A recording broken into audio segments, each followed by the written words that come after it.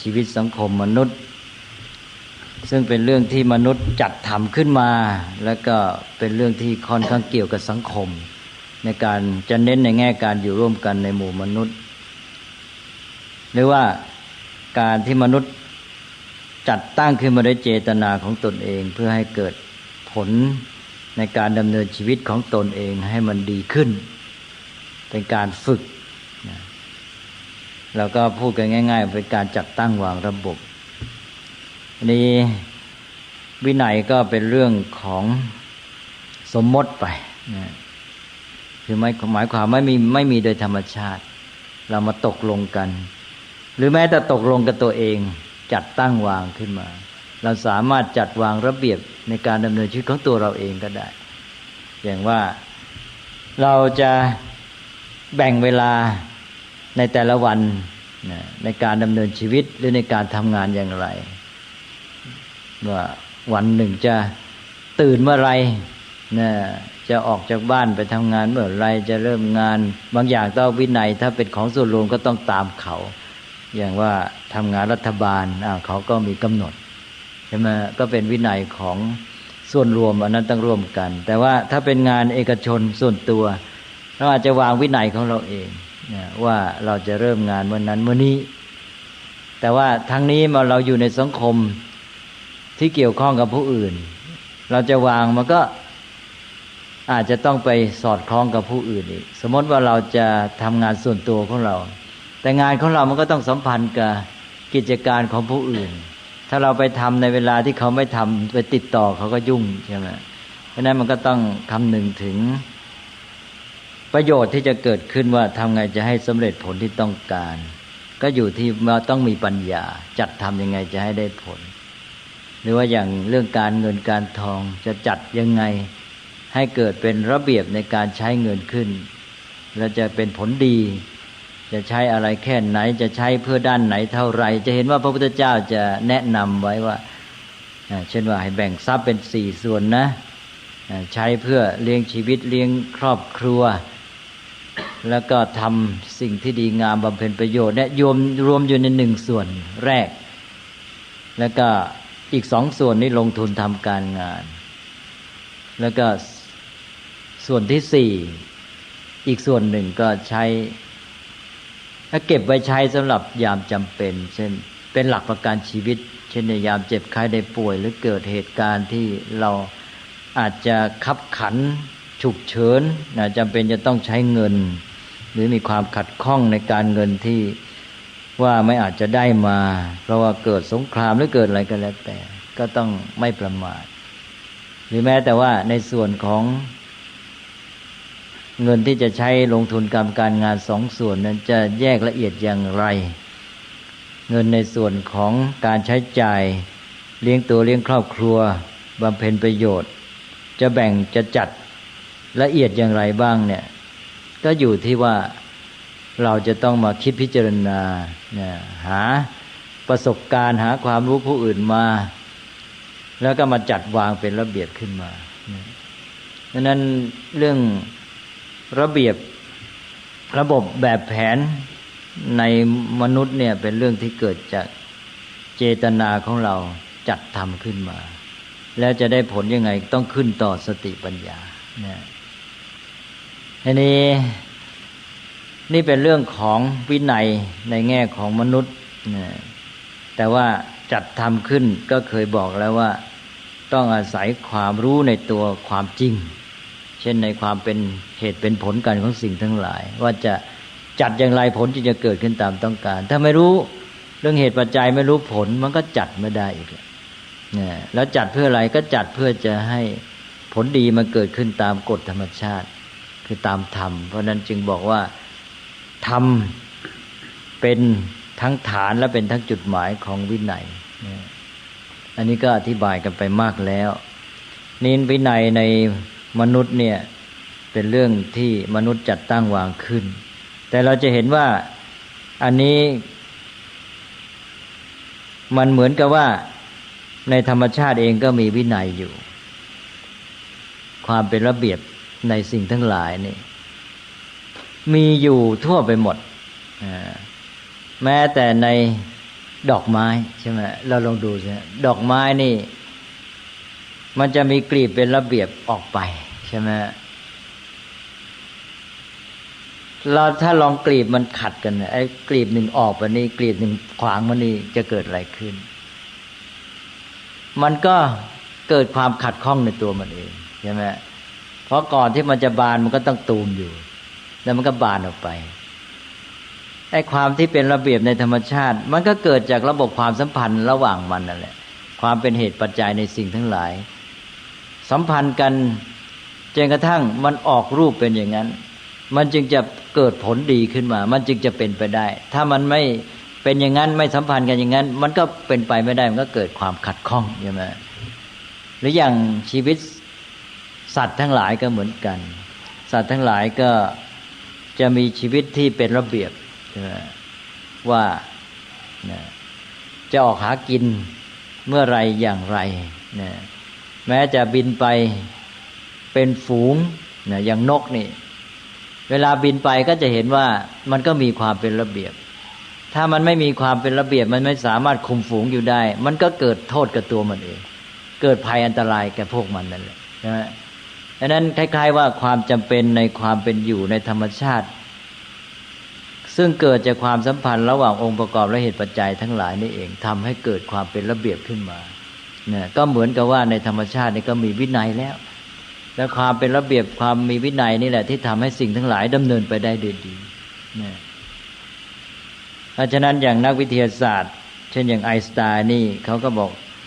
เพราะมีความเชื่อในความเป็นไปอย่างมีระเบียบของธรรมชาติเนี่ยเขาจึงเกิดมีกำลังใจที่จะค้นคว้าหาความจริงนั้นก็คือมีความเชื่อนั่นเองเชื่อว่าในธรรมชาติเนี่ยมีความเป็นระเบียบมีกฎมีเกณฑ์ด้วยศรัทธาความเชื่อนี้ก็ทำให้เขาค้นหาว่าความจริงที่เรียกว่ากฎธรรมชาตินี้เป็นอย่างไรเนี่ยทีนี้ในธรรมชาติมีกฎเกณฑ์แต่กฎเกณฑ์ในธรรมชาตินั้นด้วยความเป็นระเบียบนั้นมันเป็นไปโดยตามระบบเหตุปัจจัยของมันนะเป็นของธรรมชาติแต่ในหมู่มนุษย์อย่างที่ว่ามนุษย์นี่มีเจตจำนงนะแต่ส่วนสัตว์ทั้งหลายนั้นชีวิตมันเป็นไปตามความบังคับของสัญชาตญาณมันก็อาศัยสัญชาตญาณนั่นแหละเรียนรู้มันก็เรียนที่จะมารู้ที่จะปฏิบัติไปตามระเบียบแบบแผนนั้นก็ทำให้ชีวิตมันดำเนินไปได้ด้วยดีภายในขอบเขตของมันทีนี้มนุษย์เป็นสัตว์พิเศษที่ว่ามีเจตจำนงเป็นอิสระมากจากสัญชาตญาณสามารถควบคุมสัญชาตญาณได้สามารถที่จะทำอะไรที่เหนือสัญชาตญาณที่สัญชาตญาณไม่ได้บอกให้ทำอันนี้ก็อยู่ที่ว่ามนุษย์จะใช้ความสามารถนี้อย่างไรถ้ามนุษย์ใช้เป็นเนี่ยก็มาจัดระเบียบแบบแผนระบบการดำเนินชีวิตและการอยู่ร่วมกันความสัมพันธ์ในสังคมตลอดจนจัดสรรสิ่งแวดล้อมเนี่ยให้เอื้อโอกาสแต่การดำเนินชีวิตของตนเองก็คือการที่ใช้วินัยนั่นเองคือว่าก็เอาหลักที่เรียกว่าวินัยมาจัดการกับสิ่งทั้งหลายนี่ถ้ามนุษย์มีเจตจำนงมีปัญญาอย่างนี้เพราะความเป็นอิสระของตนจากสัญชาตญาณแล้วเป็นอยู่อย่างปล่อยเรื่อยเปื่อยมีความประมาทไม่จัดให้มีระเบียบขึ้นมาชีวิตของตนเองก็จะแย่ยิ่งกว่าสัตว์ทั้งหลายอื่นใช่ไหมนี่ก็อยู่ที่ว่ามีความสามารถแล้วมีความเป็นอิสระจากสัญชาตญาณเนี่ยเพราะฉะนั้นมนุษย์จึงเป็นสัตว์พิเศษที่ว่ามันขึ้นต่อเจตจำนงแล้วก็การฝึกฝนพัฒนาตนถ้าไม่ยอมฝึกตนไม่ยอมพัฒนาไม่ยอมจัดระเบียบแบบแผนเป็นต้นเนี่ยไม่ใช้ปัญญามาจัดการเนี่ยชีวิตของตัวเองก็จะยิ่งแย่เนี่ยชีวิตก็ไม่ดีขึ้นและสังคมก็จะเกิดปัญหาเกิดภัยพิบัติต่างๆมากมายนี่ก็อยู่ที่ว่ามนุษย์เนี่ยเป็นสัตว์ที่จะต้องคล้ายๆว่าฝืนต่อสัญชาตญาณเนี่ยเพราะว่ามันมีความโน้มเอียงที่จะปล่อยเพราะว่าการที่จะจัดตั้งวางระบบมันไม่เหมือนในพวกสัตว์ชนิดอื่นที่เป็นไปตามสัญชาตญาณพวกนั้นมันเป็นไปโดยเหมือนกับบังคับมาแต่มนุษย์นี่เป็นอิสระอันนี้ถ้า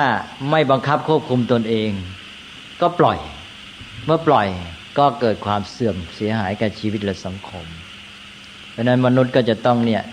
ทำไงจะใช้ธรรมชาติอันประเสริฐก็คือความเป็นสัตว์ที่ฝึกได้เนี่ยเอามาให้เป็นประโยชน์กับตนอย่างแท้จริงนี่ถ้าขืนปล่อยไปตามความประมาทปล่อยตัวนะชีวิตสังคมไม่สามารถเจริญงอกงามได้ฉะนั้นวินัยกันนี่ก็เป็นเครื่องพิสูจน์อย่างหนึ่งว่ามนุษย์นี้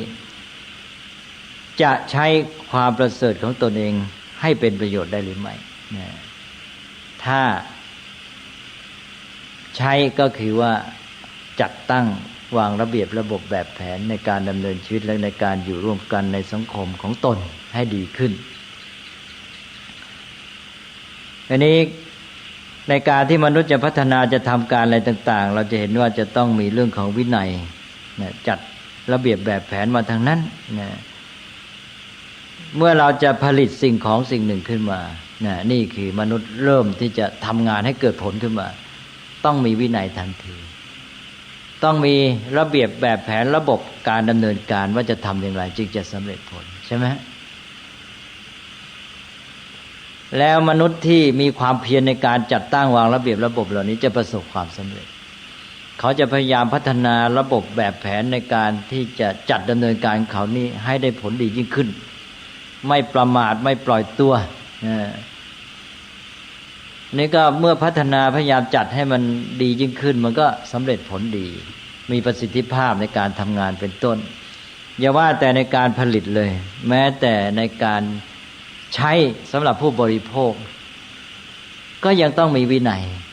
ใช่ว่าผลิตสิ่งของมาเทคโนโลยีเนี่ยเราจะเห็นว่ายิ่งเทคโนโลยีที่สูงขึ้นมานี่จะมีความละเอียดซับซ้อนจะออกมีอินสตรัคชั่นคำแนะนำหรือคำชี้แจงการใช้หรือข้อกำหนดในการใช้ออกมาเลยใช่ไหมนะจะใช้ได้ต้อง1 2 3 4บอกว่าท่านจะใช้เครื่องมืออุปกรณ์นี้หรือเครื่องใช้อันนี้แม้แต่หม้อหุงข้าวไฟฟ้าเนี่ยหรือว่ากระติกต้มน้ำเนี่ยหรือว่าเครื่องบันทึกเสียงต้องมีคำชี้แจงข้อกำหนดการใช้เท่านั้น1 2 3บอกว่าก่อนจะใช้ให้ท่านอ่านซะก่อนทีนี้ถ้าใช้แล้วศึกษานะและเข้าใจดีก็จะใช้ได้ประโยชน์เต็มที่สามารถเอาประโยชน์จากมันได้เต็มที่และใช้ไม่ผิดพลาดถ้าหากว่าไม่อ่าน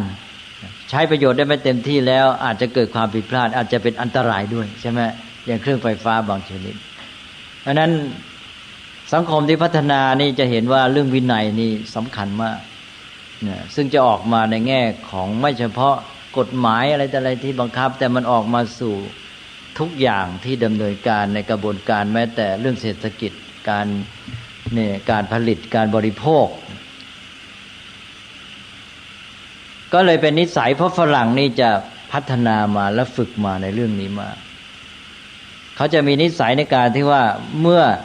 ซื้อสิ่งของเครื่องใช้มาเนี่ยเขาจะพยายามหาประโยชน์ให้เต็มที่จากมันและใช้ให้ปลอดภัยความคำนึงถึงความปลอดภัยจะสูงมากแล้วเขาจะอ่านคำแนะนำข้อกำหนดในการใช้ละเอียดต่างจากคนไทยนี่ซื้อของใช้มานี่ไม่ค่อยจะอ่านใช่ไหมบางทีก็ใช้มันเลยไม่รู้ใช่ถ้าใช้ไม่เป็นแล้วค่อยไปอ่านเฉพาะไอ้ข้อที่จะจำเป็นจะต้องอ่านถ้าไม่งั้นแล้วมันไม่รู้จะใช้ยังไงความจำเป็นบังคับก็เลยไปอ่านเฉพาะเท่าที่จะใช้ได้ไอ้ส่วนเหนือจากนั้นไม่อ่านอีกนี่ก็เลยไม่ได้ประโยชน์เต็มที่เนี่ยเป็นข้อเสียแต่ฝรั่งเองก็เกิดจากความจำเป็นเหมือนกันเพราะว่าระบบวัฒนธรรมฝรั่งทำให้ต้องพึ่งตนมากใช่ไหมจะพึ่งกันไม่ค่อยได้เพราะนั้นแต่ละคนก็ต้องพยายามเรียนรู้พยายามช่วยตัวเองให้ได้ผลดีที่สุดจากสภาพความเป็นอยู่นี้ก็บังคับให้ตัวเองเนี่ยจะต้องฝึกตัวเองจะต้องพยายามมันก็เกิดเป็นนิสัยแล้วก็มันเกี่ยวกับการอยู่ร่วมกันในสังคมนี่การที่จะเรียกร้องสิทธิผลประโยชน์ใช่ไหมถ้าเกิดว่าสิ่งของนี้ตัวเองใช้ผิดเองไปเรียกร้องเอาไม่ได้แต่ถ้าใช้ถูกแล้วมันเกิดเสียหายขึ้นมาก็ไปเคลมได้ถูกไหมเพราะนั้นมันเกี่ยวกับเรื่องระบบ วัฒนธรรมความเป็นอยู่เพราะนั้นฝรั่งนี่สภาพชีวิตความเป็นอยู่นี่ค่อนข้างบังคับทำให้เขาเกิดความจำเป็นในการที่ฝึกตัวเองนะฝึกโดยจำใจโดยเป็นไปเองจากไอ้สภาพชีวิตความเป็นอยู่ทำให้เขาฝึกนิสัยซึ่งว่าการที่จะปฏิบัติตามวินัยนี้ต้องมีความอดทนถูกไหมจะอ่านข้อกำหนดให้ครบนี่แล้วจะใช้ให้ได้ตามนั้นมันต้องอดทนตั้งแต่เริ่มต้นมันไม่ตามใจตัวเองจะใช้ทันทีมันอยากจะใช้ก็ต้องทนอยู่ก่อนยังไม่ใช้มานั่งอ่านศึกษาคำชี้แจงเนี่ยอันนี้ในแง่นี้เราจะเห็นว่าวินัยในสังคมตะวันตกนี่เขาพัฒนามาพอสมควรแต่อาจจะเกิดจากสภาพชีวิตบังคับความจำเป็นของเราก็ไม่ค่อยได้ฝึกฝนพัฒนามาเพราะนั้นของเราก็จะปล่อยตัวในเรื่องนี้มีความประมาทนะทีนี้ถ้าหากว่าไม่ระวังก็จะกลายเป็นมักง่ายใช่ไหมผู้ขาดวินัยก็จะมักง่ายนี่ก็เป็นเรื่องที่จะต้องเพียรพยายามเมื่อเรารู้อย่างนี้แล้วก็พยายามฝึกตนนะบังคับตนเองก็บังคับโดยความรู้สึกว่าเราจะฝึกตัวเองมองเห็นจุดมุ่งหมายมองเห็นประโยชน์ในการกระทำอันนี้วินัยนี่มันเป็นส่วนพฤติกรรมเป็นสำคัญนะก็โยงมหาธรรมะอย่างที่เคยพูดไปแล้วว่าวินัยเป็นเรื่องของการจัดตั้งวางระบบในเรื่องสมมติทีนี้ก็มาสัมพันธ์กับธรรมะเพราะว่าเราต้องการให้เกิดผลตามธรรมะนี่ธรรมะก็อยู่ที่ตัวชีวิตของเรานี่เป็นต้นนะพอวินัยนี่มาจัดระบบแบบแผนมันก็ออกมาที่พฤติกรรมก็หมายความว่าเหมือนกับมาควบคุมพฤติกรรมของเราเพราะฉะนั้นวินัยจะมาสัมพันธ์กับเราที่ด้านพฤติกรรมเป็นใหญ่เพราะฉะนั้นวินัยจึงมาสัมพันธ์กับศีลนะจนกระทั่งเรามาสับสนคำว่าวินัยกับศีลไปเลยเอาวินัยเป็นศีลที่จริงวินัยเป็นการจัดวางระเบียบแบบแผนเพื่อให้เราได้ฝึกพฤติกรรมของเราการฝึกพฤติกรรมของเราก็เป็นศีลนะเราฝึกพฤติกรรมของเราด้วยอะไรก็ด้วยอาศัยวินัยใช่ไหมนั้นวินัยกับศีลเนี่ยแยกกันได้แต่ว่าเป็นเครื่องเกื้อหนุนกันสัมพันธ์ซึ่งกันและกันเราก็อาศัยวินัยนั่นแหละมาฝึกพฤติกรรมของเราก็เกิดเป็นศีลขึ้นมาพฤติกรรมที่ดีก็เป็นศีลแต่นี้ในการที่เราจะฝึกพฤติกรรมเนี่ยมันโยงไปหาจิตใจและปัญญาด้วยมันไม่ได้อยู่แค่พฤติกรรมอย่างเดียวแต่จุดสำคัญมันอยู่ที่พฤติกรรมคือศีลเพราะฉะนั้นจุดเน้นก็คือว่าเมื่อฝึกตัวเองในวินัยก็ได้ศีลมีพฤติกรรมที่ดีแต่ว่าพร้อมกันนั้นทางด้านจิตใจทางด้านปัญญาก็จะมีการพัฒนาด้วยเช่นว่าเมื่อกี้นี้อย่างว่าจะปฏิบัติตามวินัยในการที่จะใช้วัตถุอุปกรณ์อย่างหนึ่งใช่ไหมฝึกพฤติกรรมคือพฤติกรรมในการใช้จะใช้เทปใช้เครื่องต้มน้ำหรือใช้อะไรก็ตามนั่นเป็นพฤติกรรมทั้งนั้นใช่ไหมพฤติกรรมจะถูกฝึกแล้วจากการที่ว่าวินัยข้อกำหนดก็จะ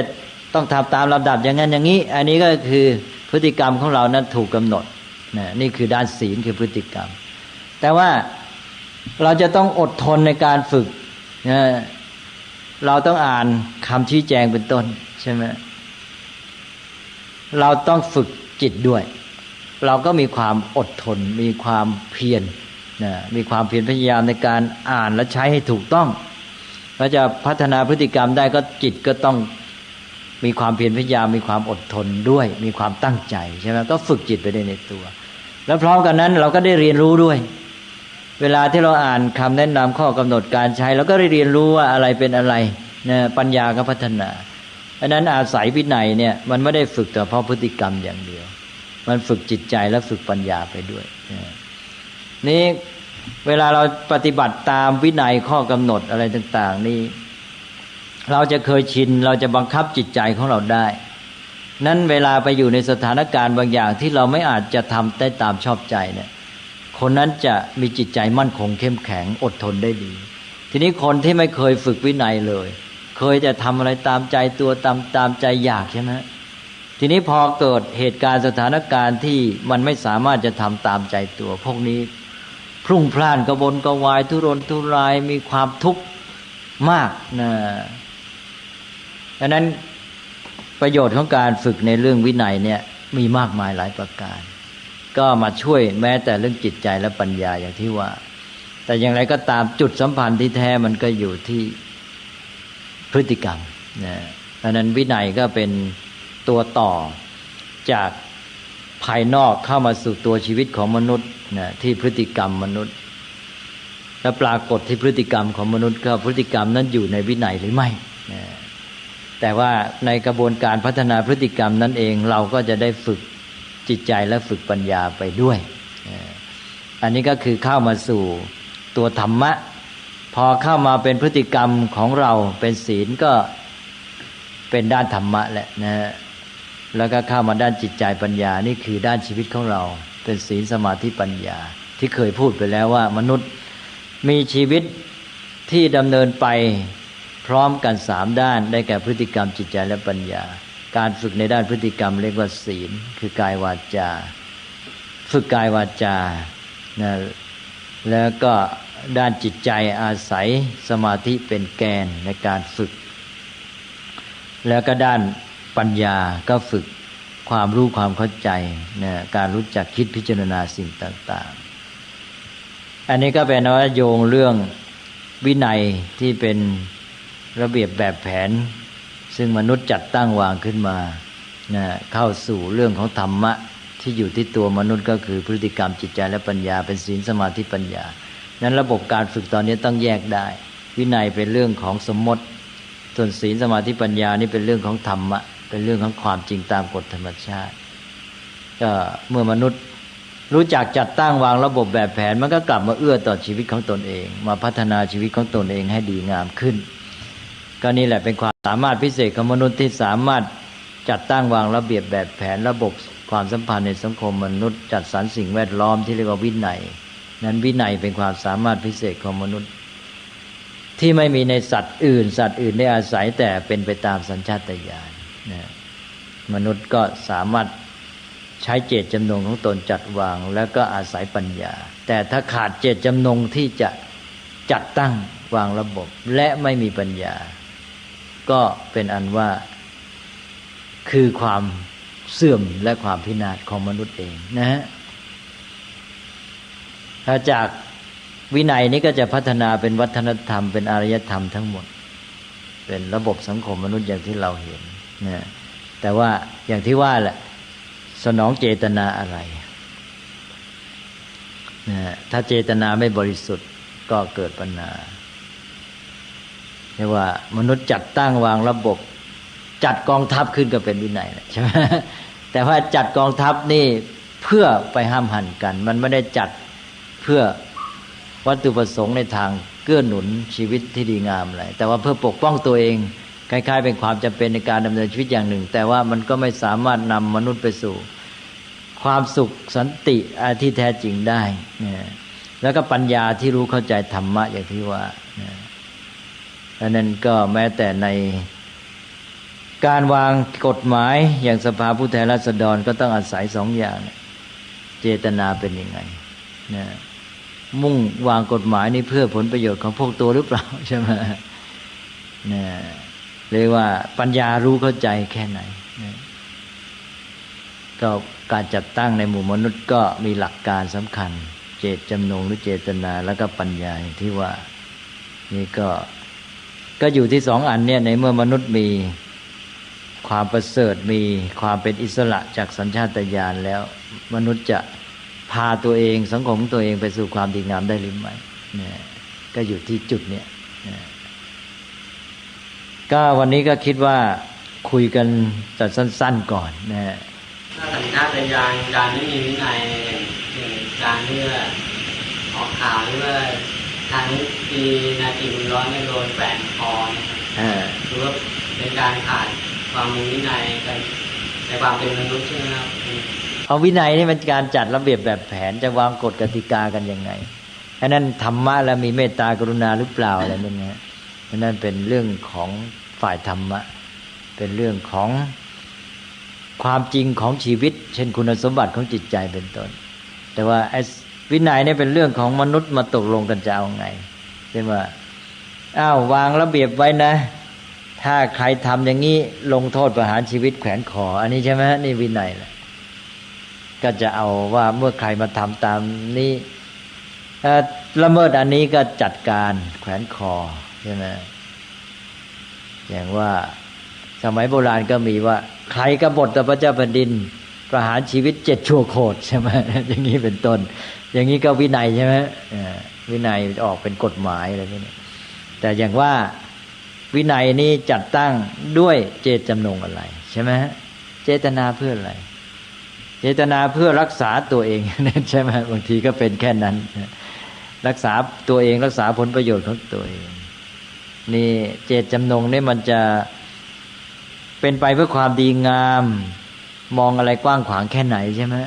มองเพียงเพื่อตัวเองรักษาผลประโยชน์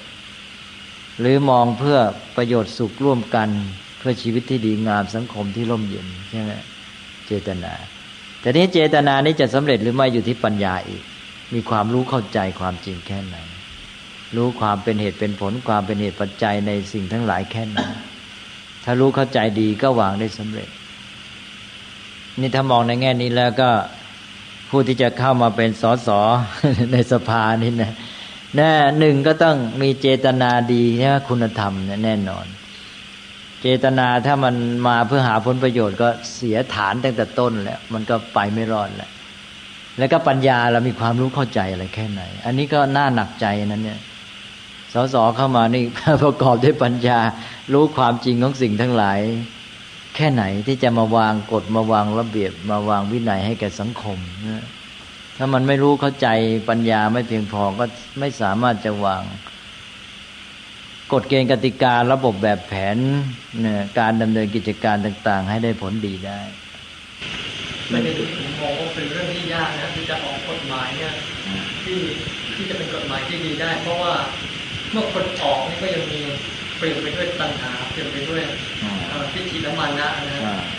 แล้วก็การที่จะรู้ความจริงตามธรรมชาติเป็นสิ่งที่ยากอยู่แล้วสำหรับมนุษย์และต้องแปลงความรู้ที่เข้าใจถึงธรรมชาติเนี่ยออกมาเป็นสิ่งสมมติที่จะมาใช้ควบคุมมันเป็นความยาก2 ชั้นนะฮะได้มองว่าจริงๆแล้ววินัยเนี่ยพอทำเข้าในภาคปฏิบัติยากที่จะมีความสมบูรณ์ก็นั่นสิถึงว่าเป็นความสามารถพิเศษของมนุษย์แต่นี่ยังไงก็ให้มันได้มีเจตนาดีไว้เป็นอันหนึ่งแล้วเป็นหลักประกันใช่ไหมก็ยังดีใช่ไหมแล้วก็2ปัญญาก็พัฒนาไปเรื่อยๆและอย่างน้อยให้มีเป็นพื้นฐานไว้บ้างทีนี้มันก็อยู่ที่ปัญญาของประชาชนด้วยแหละเจตนาของประชาชนด้วยประชาชนเรามีความรู้เข้าใจ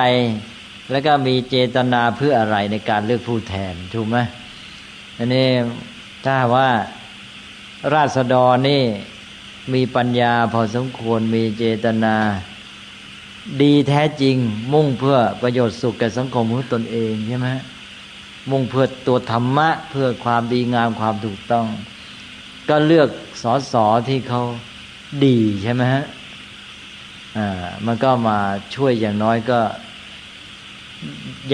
ก็ดีขึ้นหรือว่าไม่มีโทษหรือผลเสียหายมากนักพอจะประคับประคองสังคมให้มันทรงตัวอยู่ได้ก็ยังดีหรือก้าวเป็นอย่างช้าๆแล้วก็เราก็ถือว่าคนเหล่านี้ไม่ได้มีความสมบูรณ์แต่อาศัยเขามีเจตนาดีและมีปัญญากันมาบ้างแล้วก็ด้วยเจตนาที่ดีนี่ก็พยายามทำดีที่สุดสุดขีดแห่งปัญญาของตนแล้วใครหลายๆคนเป็นร้อยๆเนี่ยจะได้เอาปัญญานี้เอาเจตนาดีนี้มาประกอบกันมันก็จะได้ผลดียิ่งขึ้นใช่ไหมคือหมายความไม่ได้ไว้ใจคนเดียวเพราะเราไม่ได้ยอมรับว่าคนนั้นสมบูรณ์เจตนาอาจจะดีแต่ว่าปัญญามันไม่สมบูรณ์เมื่อปัญญามันไม่สมบูรณ์ก็อาศัยช่วยกันสิใช่ไหมมาประกอบกัน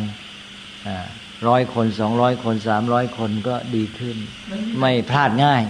วินัยที่เป็นอุดมคตินี่ก็คืออริยวินัยนะครับวินัยที่กำหนดโดยอริยบุคคลก็อริยวินัยก็หมายความว่าเป็นวินัยที่เกิดจากความรู้เข้าใจตัวธรรมะจริงๆเนี่ยแล้วก็มีเจตนาดีเพื่อให้เป็นไปตามธรรมะใช่ไหมปัญญารู้ธรรมะมาจัดเจตนาก็เพื่อธรรมะอีกเป็นวัตถุประสงค์ อย่างอริยวินัยนี่ก็จะไม่ขึ้นกับการะนะแต่ว่าถ้าวินัยในลักษณะที่สมมติกันขึ้นมาอย่างนั้นมันต้องแปลตามอริยวินัยก็ขึ้นหมายความว่าเป็นแต่เพียงว่ามีความสามารถจากความรู้ความจริงนั้นสามารถมาปรับเปลี่ยนให้เหมาะกับสถานการณ์เพราะว่าสังคมสภาพแวดล้อมต้องเปลี่ยนอยู่เลยก็หมายความว่าสามารถปรับได้ให้มันสอดคล้องกับตัวความ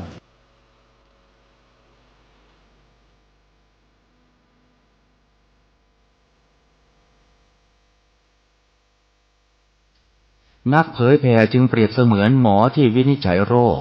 แล้วค่อยๆทดลองยาเมื่อเห็นว่าให้ยาถูกโรคก็คอยดูแลไม่ให้เกิดโรคแทรกซ้อนตามขึ้นมาอีกหมอต้องไวต่อการเรียนรู้เรื่องโรคและวิธีรักษาโรคฉันใดพระสงฆ์ซึ่งเป็นเสมือนจิตแพทย์ของสังคมก็ไวต่อการเปลี่ยนแปลงของโลกและวิธีบำบัดโรคที่มากับโลกฉันนั้น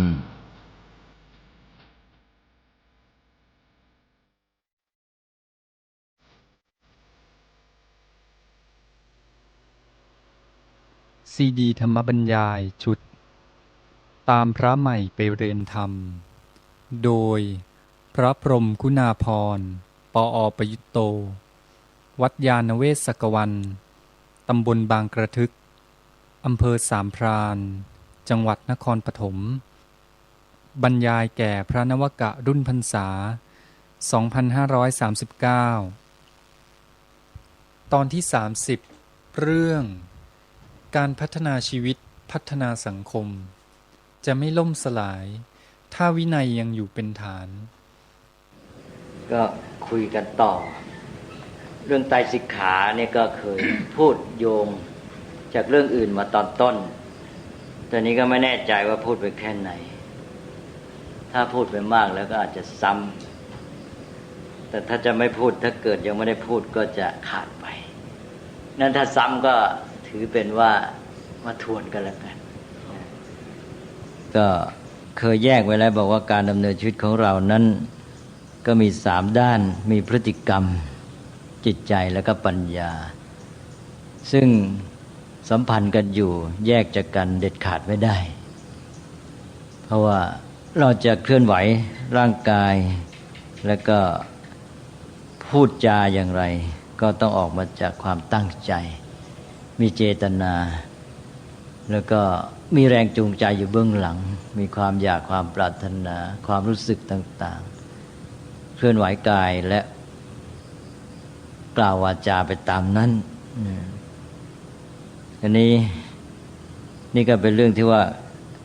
พฤติกรรมมาจากจิตใจนอกจากนั้นจะพูดอะไรแล้วจะเคลื่อนไหวทำอะไรได้แค่ไหนก็อยู่ที่ปัญญาที่มีความรู้เข้าใจด้วยเพราะฉะนั้นพฤติกรรมก็ต้องออกมาจากปัญญาอยู่ในขอบเขตของปัญญาส่วนจิตใจเองก็ต้องอาศัยปัญญามีความรู้เข้าใจมองสิ่งต่างๆอย่างไรมองด้วยความเข้าใจอย่างไรก็จะมีผลต่อความรู้สึกในทางจิตใจหรือถ้าไม่รู้ไม่เข้าใจเช่นไม่รู้จะปฏิบัติต่อสิ่งนั้นอย่างไรมันคืออะไรก็จะอึดอัดบีบคั้นก็เกิดความทุกข์เพราะนั้นปัญญาก็จะมีผลต่อจิตใจถ้าปัญญารู้เข้าใจดีก็จะทำให้จิตใจโล่งโปร่งกว้างขวางอันนี้จิตใจเองก็เป็นปัจจัยแก่ปัญญาว่าถ้าหากว่าจิตใจเข้มแข็งมีความเพียรมีความอดทนเป็นต้นก็จะทำให้สามารถใช้ความคิดได้ดีจิตเป็นสมาธิจิตแน่วแน่ก็ยิ่งคิดอะไรต่ออะไรได้แจ่มชัดแล้วก็ลึกซึ้งเพราะฉะนั้นสภาพจิตใจก็มีผลต่อปัญญาหรือว่าจิตใจที่ดีก็ช่วยหนุนการพัฒนาปัญญา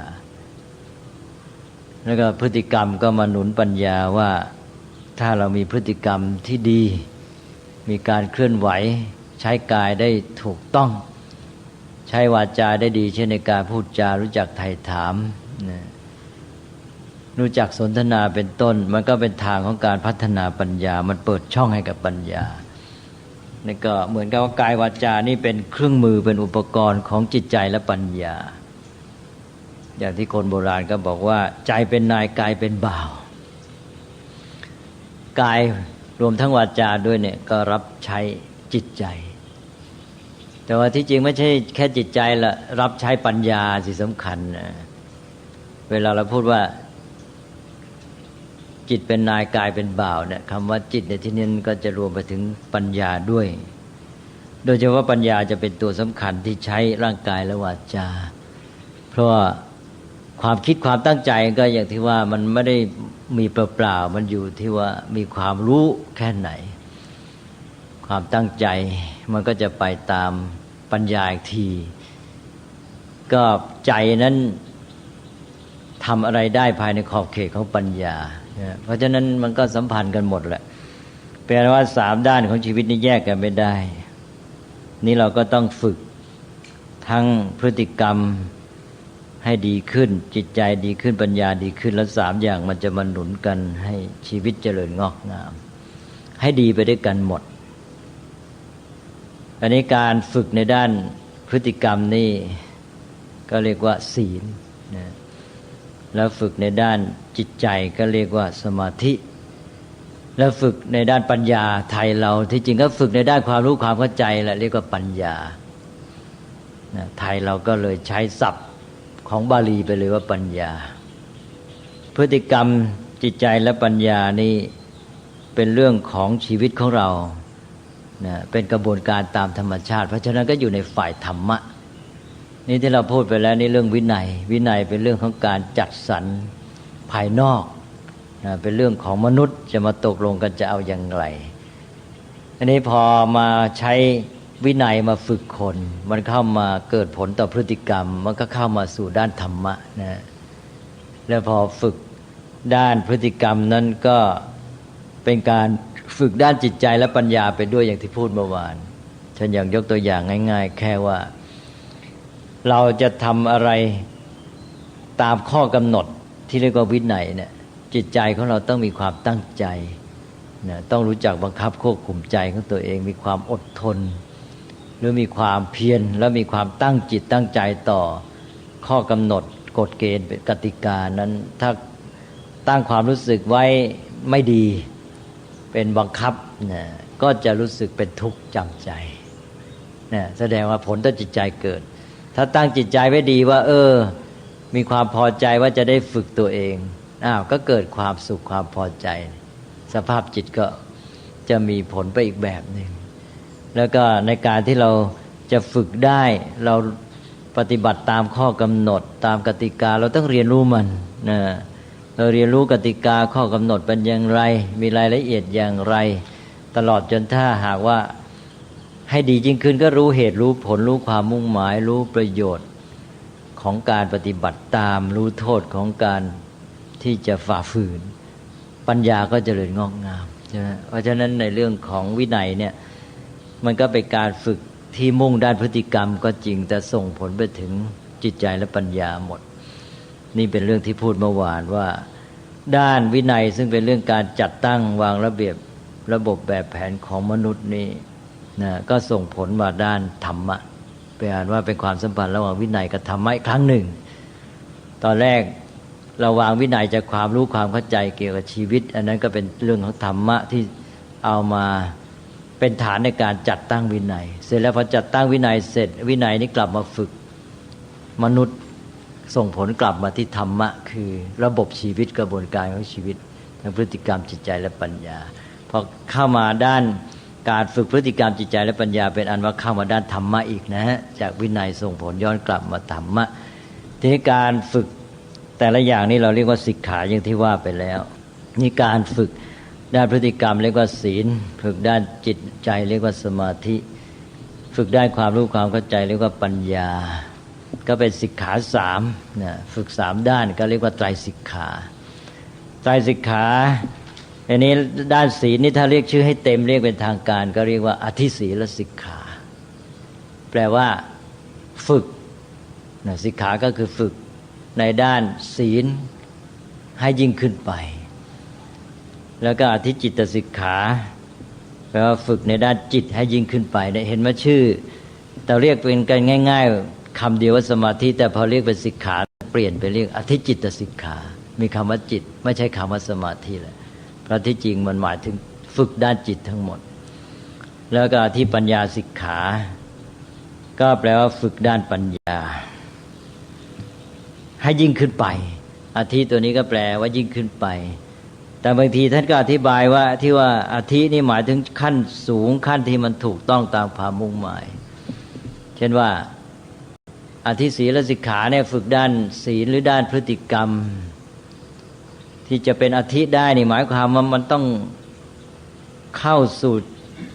แนวทางที่ถูกต้องไม่ผิดพลาดนะเป็นไปเพื่อจุดมุ่งหมายที่แท้จริงเช่นว่าฝึกด้านศีลเนี่ยเรามีการรักษาศีลแม้แต่ศีล5หรือสูงขึ้นไปเป็นศีล8บางคนรักษาได้ไม่เข้าใจนะรักษาศีลโดยอย่างมุ่งจะไปเกิดในสวรรค์นะหรือว่านึกว่าจะได้เป็นโชคลาภนะถ้าเข้าใจอย่างเงี้ยยังไม่เป็นอธิศีลใช่ไหมถ้าจะเป็นอธิศีลก็หมายความว่ามันเข้าสู่กระบวนการที่ว่าศีลที่เราฝึกดีแล้วพฤติกรรมของเราดีแล้วเนี่ยมันจะมาเกื้อหนุนให้เราพัฒนาจิตใจต่อไปได้อย่างไรไปสู่จุดหมายของไตรสิกขาถ้าอย่างนี้จึงจะเรียกว่าเป็นอธิศีลสิกขาหมายความว่าเป็นการฝึกศีลที่มันถูกต้องนะเข้าสู่แนวทางเข้าสู่กระบวนการที่แท้ไปสู่จุดหมายเรียกว่าเป็นอธิศีลแต่เอากันง่ายๆก็แปลว่าฝึกศีลยิ่งขึ้นไปฝึกสมาธิฝึกจิตยิ่งขึ้นไปฝึกปัญญายิ่งขึ้นไปก็แล้วกันนี่แปลแบบง่ายๆนะเรียกกันสั้นๆก็แค่ว่าศีลสมาธิปัญญาอันนี้ด้านพฤติกรรมนี่ก็มาทวนกันอีกนิดหน่อยว่าด้านพฤติกรรมก็ได้แก่เรื่องของการแสดงออกทางกายวาจาของเรานะด้านพฤติกรรมก็มีกายกับวาจาการเคลื่อนไหวร่างกายมือเท้าเป็นต้นนะแล้วก็วาจาการกล่าวถ้อยคำ2อย่างเนี่ยนี่กายวาจาของเรานี่ที่แสดงออกไปสัมพันธ์กับสิ่งแวดล้อมนะไปสัมพันธ์กับโลกนอกเพื่อให้เราดำรงชีวิตไปได้โดยดีถ้าเราใช้พฤติกรรมไม่ดีเราจะดำเนินชีวิตไม่ได้ดีจะเกิดความสัมพันธ์กับโลกภายนอกหรือสิ่งแวดล้อมอย่างเสียหายขัดแย้งเกิดผลร้ายกับตนเองและก็สิ่งแวดล้อมเหล่านั้นนี่สิ่งแวดล้อมก็มี2ด้านสิ่งแวดล้อมประเภทผู้คนด้วยกันเรียกว่าสิ่งแวดล้อมทางสังคมนี่เป็นศัพท์สมัยใหม่ก็คือมนุษย์ด้วยกันแต่สมัยก่อนนั้นก็รวมทั้งสัตว์ด้วยนะ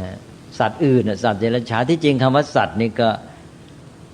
หมายถึงมนุษย์ด้วยอยู่แล้วในภาษาพระเนี่ยคำว่าสัตว์เนี่ย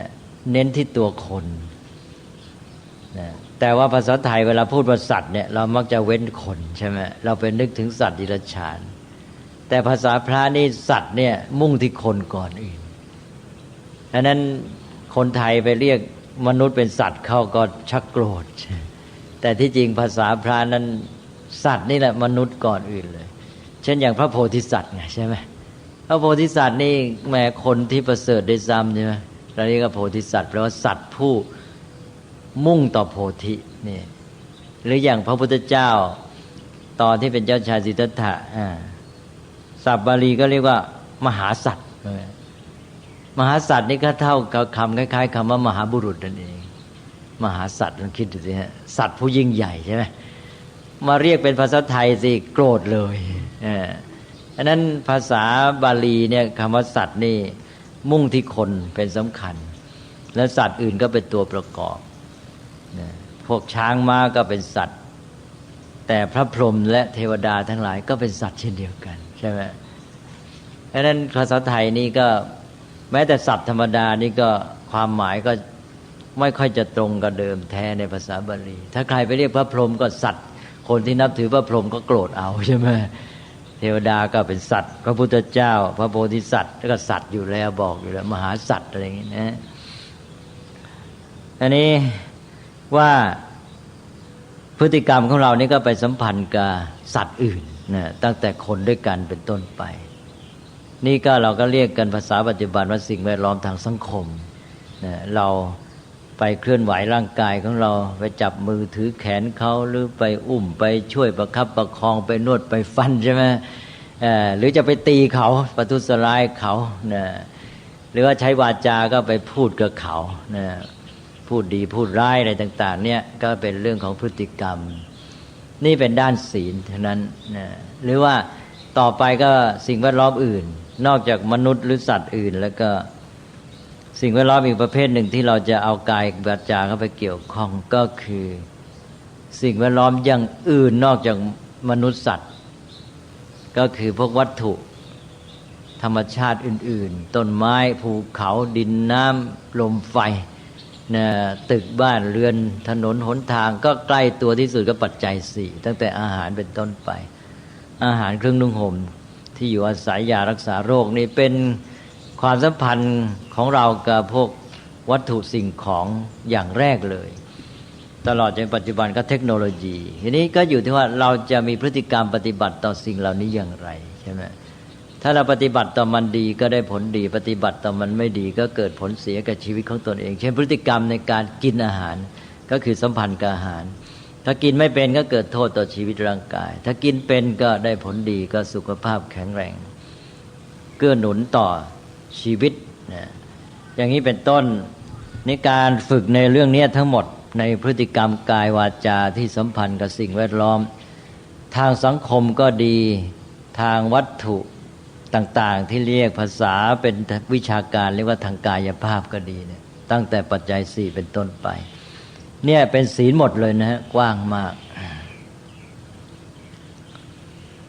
อันนี้ทำไมจึงใช้คำว่าศีลอันนี้ก็เป็นเรื่องที่น่าศึกษาคำว่าศีลเนี่ยพระท่านจะบอกว่าแปลว่าปกติปกติก็หมายความว่ามันเป็นของสามัญธรรมดาเคยชินนั่นเองนะหมายความเป็นปกติของเขาอย่างนั้นคำว่าปกติในภาษาไทยก็อาจจะเกิดความเข้าใจค่อยเขวได้อีกแหละปกติหมายความไม่ใช่ของพิเศษอย่างนี้ความหมายอย่างหนึ่งใช่ไหมปกติในความหมายที่ว่าเขามีอย่างนี้เป็นปกติเขาจะทำอย่างเงี้ยเป็นปกติเนี่ยเช่นเขาเดินเขาก็เดินกระย่องกระแย่งเป็นปกติของเขาเนี่ยหรือเขาเดินเร็วเป็นปกติของเขาเนี่ยเขาเดินหน่วยนาฏเป็นปกติของเขานี่ปกติอย่างเงี้ยเข้าใจใช่ไหมนี่ปกติอย่างนี้เรียกว่าศีลคือหมายความว่ามันเคยชินอย่างนั้นเคยชินเป็นอยู่ตัวเลยเป็นพฤติกรรมอยู่ตัวเคยชินของเขาเราเรียกว่าปกติแต่ว่าในที่นี้เพราะมันเป็นเรื่องของการฝึกนะเป็นสิกขาแล้วท่านหมายถึงพฤติกรรมเคยชินหรือเป็นปกติที่ดีนะไม่ได้หมายเอาด้านร้ายหมายความว่าฝึกให้มันเป็นพฤติกรรมที่ดีจนเคยชินจนเป็นปกติไปเลยให้พฤติกรรมที่ดีเนี่ยเป็นปกติของเขาไปเลยมันอยู่ตัวนั่นเองถ้าพฤติกรรมอะไรต่ออะไรเราประพฤติได้อย่างนั้นมันก็อยู่ตัวใช่ไหมตอนแรกเราไปเจออะไรเราจะทำอย่างใดอย่างหนึ่งนะอันนั้นเราทำครั้งแรกเนี่ยเราอาจจะต้องคิดต้องพิจารณาว่าจะเอายังไงนะแต่ต่อไปพอครั้งที่สองที่สามเนี่ยเราจะเริ่มทำโดยที่ว่าแทบจะไม่ต้องคิดใช่ไหมเพียงแต่ตั้งใจนิดเดียวแต่ก่อนครั้งแรกเนี่ยอาจจะต้องคิดอยู่นานและลังเลว่าจะเอาไงพอต่อไปครั้งที่สองเริ่มจะไม่ต้องคิดแหละคิดน้อยต่อมาครั้งที่สามที่สี่คราวนี้แทบจะไม่รู้ตัวเลยต่อไปนี่นานๆเข้านี่ไม่รู้ตัวหรอกทำไปเลยทีนี้ความเคยชินของเราเนี่ยมันก็จะมีสองแบบที่ร้ายกับดีใช่ไหมถ้าความเคยชินไม่ดีเจออะไรปั๊บก็ด่าทันทีอย่างนี้ใช่ไหมนะอย่างนี้มันก็เกิดผลเสียกับชีวิตของตัวเองทีนี้ถ้าเป็นความเคยชินที่ดีนะพอพบคนนะแขกแปลกหน้ามาก็พูดทักทายปราศัยอ่อนหวานอันนี้มันก็กลายเป็นความเคยชินเป็นปกติที่ดีนี่ศีลนี่ท่านเป็นเรื่องของการฝึกเพราะฉะนั้นท่านก็มุ่งเอาความเคยชินที่ดีนั่นศีลเราก็พูดได้ว่าเป็นพฤติกรรมเคยชินที่ดีหรือการที่ทำให้พฤติกรรมที่ดีนั้นกลายเป็นปกติของเขานะหรือของเรานี่แหละนะ เอาละครับพฤติกรรมสำคัญมากตรงเคยชินเนี่ยเพราะเคยชินแล้วแก้ยากเพราะนั้นจึงเน้นว่าให้เราพยายามพัฒนาพฤติกรรมของเราที่เคยชินให้ดีโดยเฉพาะเด็กๆในครอบครัวเนี่ยสำคัญที่สุดเพราะว่าเด็กนี่ถ้าโตขึ้นติดอย่างไรแล้วก็แก้ยากโบราณก็จึงพูดด้วยว่าไม้อ่อนดัดง่ายไม้แก่ดัดยากใช่ไหมเพราะอะไรเพราะว่าคนแก่นี่มันอยู่ตัวแล้วพฤติกรรมนั้นสะสมมาติดตัวมาตั้ง40 50 60 70 80 ปีจะไปแก้ยังไงนี่ถ้าเด็กนี่มันยังไม่นานเพราะนั้นมันก็แก้ง่ายกว่าแต่ว่าเด็กเองขนาดว่าแค่5 ปีนี่ก็ยังแก้แทบตายใช่ไหมแก้แทบไม่ได้แล้วขนาด5 ปีนี่ก็แย่แล้วเพราะฉะนั้นตอนแรกเนี่ยสำคัญมากตอนที่อยู่ในครอบครัวแล้วก็เด็กเพิ่งจะมาสัมผัสโลกใหม่ๆพอแกสัมผัสโลกใหม่ๆแกยังไม่มีพฤติกรรมอะไรที่อยู่ตัวเคยชินแต่ว่าถ้าแกไปเจอประสบการณ์อะไรสถานการณ์อะไรและแกมีพฤติกรรมอะไรเช่นพูดจาหรือเคลื่อนไหวทำยังไงอย่างที่พูดเมื่อกี้ว่าถ้าลงครั้งที่1ทำไปแล้วนะครั้งที่2เริ่มมีความโน้มเอียงจะทำอย่างนั้นพอครั้งที่3ก็ยิ่งแนบแน่นพอ4 5ต่อไปอย่างที่บอกเมื่อกี้ว่ามีปฏิกิริยาแสดงพฤติกรรมนั้นออกทันทีโดยไม่ต้องคิดและบางทีไม่รู้ตัวด้วยใช่ไหมอันนั้นนี่สำคัญมากอย่างเราพูดเนี่ยเราพูดหลายอย่างเราพูดไปเลยแล้วพอพฤติกรรมเคยชินอย่างนั้นแล้วนะต่อไปควบคุมตัวเองก็ยากเลยนะพฤติกรรมอย่างนั้นมันจะออกทั้งที่ว่ามันไม่เหมาะแต่ว่ามันเคยชินจะต้องควบคุมบังคับตัวเองนี่โอ้โหหนักมากใช่ไหมอันนั้นจะมีปัญหาอันนั้นก็เลยว่าต้องเน้นว่าทำไงจะสร้างพฤติกรรมเคยชินที่ดีให้โดยเฉพาะแก่เด็กเพราะว่าถ้าหากว่าไม่ดีแล้วแก้ยากต่อไปเป็นผลร้ายกับชีวิตของเขาและผู้อื่นด้วยนี่ถ้าหากว่าเขาได้พฤติกรรมเคยชินที่ดีไปแล้วสบายใจเลยนี่พ่อแม่เนี่ยมักจะไม่ได้เอาใจใส่เรื่องนี้นี่ตัวเองก็อาจจะกลายเป็นเหตุของพฤติกรรมเคยชินที่ไม่ดีของเด็กไปด้วย1จากความประมาทไม่เอาใจใส่2ตัวเองนั่นแหละตัวเองก็มีพฤติกรรมเคยชินไม่ดีในเรื่องนั้นเช่นถ้อยคำพูดพอเจออะไรก็พูดอย่างนั้นเด็กก็ได้ยินก็ตามใช่ไหมเสียไปก็อันนั้นก็ถ่ายทอดไปที่ลูกด้วยการทำตามอย่างหรือเรียนแบบนั่นก็เกิดผลเสียหายนี่ถ้าพ่อแม่มีสติปัญญารู้เข้าใจเอาใจใส่ในการเลี้ยงดูลูกก็จะระมัดระวังไม่ให้เด็กเอาอย่างตัวเองเรียนแบบในพฤติกรรมที่ไม่ดีไม่ทำพฤติกรรมที่ไม่ดีกล่าววาจาที่ไม่ดีให้เด็กได้ยินเด็กบางคนก็ติดเรื่องด่ามาแต่เล็กๆเลยเพราะว่าพ่อแม่ด่าให้เด็กได้ยินนั่นหรือไปได้ยินคนอื่นแล้วพ่อแม่ก็ปล่อยเพราะนั้นก็ต้องระวังเรื่องเหล่านี้เรื่องพฤติกรรมเคยชินที่ว่าสำคัญสำหรับโดยเฉพาะสำหรับเด็กๆก็เอาแค่นี้ก่อนว่าเป็นอันว่าเรื่องศีลเนี่ยท่านเรียกอย่างนี้มันแปลว่าปกติก็มุ่งเอาการฝึกในเรื่องพฤติกรรมกายวาจาที่ดีให้เคยชินให้เป็นปกติของตัวเองหรือของเขาโดยเฉพาะตัวเราพัฒนาตัวเองให้เป็นปกติของตัวเราเพราะโดยถือหลักว่าเคยชินแล้วแก้ยากแล้วชีวิตของเรานี่ที่เป็นอยู่ในปัจจุบันเนี่ยเราทำไปตามความเคยชินอาจจะถึง 80-90% ใช่ไหมเราทำแทบไม่ต้องคิดอันนี้ต่อไปด้านที่2การฝึกเรื่องจิตใจทำไมเรียกสมาธิชื่อเต็มเรียกอธิจิตสิกขาการฝึกด้านจิตใจยิ่งขึ้นไปแต่พอมาเรียกสั้นๆง่ายๆก็เรียกว่าสมาธิทั้งที่สมาธินั้นเป็นเพียงสภาพจิตอย่างหนึ่งเท่านั้นเป็นคุณสมบัติที่ดีของจิตเป็นเพียงอย่างหนึ่งอย่างเดียวในบรรดา 108,900 ในจิตใจถ้าไม่มาเรียกการฝึกด้านจิตทั้งหมดว่าสมาธิก็เรียกเพราะว่าสมาธินี่เป็นองค์ประกอบหรือคุณสมบัติสำคัญอย่างยิ่งเรียกว่าเป็นแกนของการพัฒนาหรือฝึกฝนด้านจิตใจเลยนะเรียกอีกอย่างว่าเป็นประธานว่างั้นเถอะ เป็นประธานของคุณสมบัติอื่นทางด้านจิตใจเพราะถ้าสมาธิไม่มาหรือไม่มีบ้างเลยเนี่ยการฝึกด้านจิตใจการสร้างสรรค์คุณสมบัติที่ดีทางจิตใจอย่างอื่นปลูกฝังได้ยากมากพัฒนาได้ยากมากแต่ว่าถ้ามีสมาธิซะแล้ว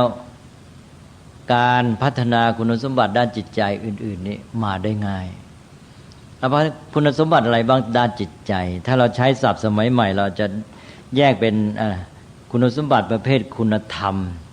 ความดีงามเราอาจจะเรียกว่าคุณภาพของจิตใจเช่นความมีศรัทธาความเมตตากรุณานะคือความรักความปรารถนาดีความมีไมตรีความเคารพความกตัญญูอะไรพวกนี้นะนี่เป็นคุณสมบัติเป็นเรื่องของคุณธรรมเป็นเรื่องของสิ่งที่ดีงามเราอาจจะใช้คำว่าคุณภาพของจิตใจถ้าไม่มีคุณภาพจิตนั้นก็เป็นจิตที่ร้ายจิตที่แข็งกระด้างจิตที่โกรธจิตที่ลบหลู่อะไรต่างๆเป็นต้นนี่เป็นเรื่องของอกุศลเป็นบาปเป็นเรื่องของกิเลสอันนี้เราต้องการส่วนที่ดีๆก็พัฒนาด้านดีขึ้นมาให้มีคุณภาพทีนี้อีกด้านหนึ่งคืออะไรคือเรื่องความเข้มแข็งของจิตใจความสามารถของจิตใจเช่นว่าขันติความอดทนวิริยะความเพียรความมีใจสู้ความบักบั่นก้าวไปข้างหน้าไม่ยอมท้อถอยความมีสติการที่ระลึกทันต่อเหตุการณ์การที่สามารถบังคับควบคุมจิตใจได้รวมทั้งสมาธิเองด้วยความที่จิตใจตั้งมั่นคงแน่วแน่ไม่หวั่นไหวต่อสิ่งต่างๆนี่ด้านสมรรถภาพจิตใจและอีกด้านหนึ่งก็คืออะไรก็คือเรื่องของความสุขความร่าเริงเบิกบานใจความมีจิตใจผ่องใสสงบสดชื่นร่าเริงอะไรพวกนี้นะนี่ด้านความสุขอาจจะเรียกว่าสุขภาพจิตก็เอาศัพท์สมัยใหม่มาใช้นะว่าเป็นคุณภาพจิตสมรรถภาพจิตสุขภาพจิตทั้งหมดเนี่ยเป็นด้านจิตใจทั้งนั้นทีนี้การที่จะฝึกในด้านจิตใจอย่างที่ว่ามาเนี่ยต้องอาศัยสมาธิทั้งนั้นสมาธิแปลว่าความแน่วแน่หรือตั้งมั่นภาษาสมัยเก่า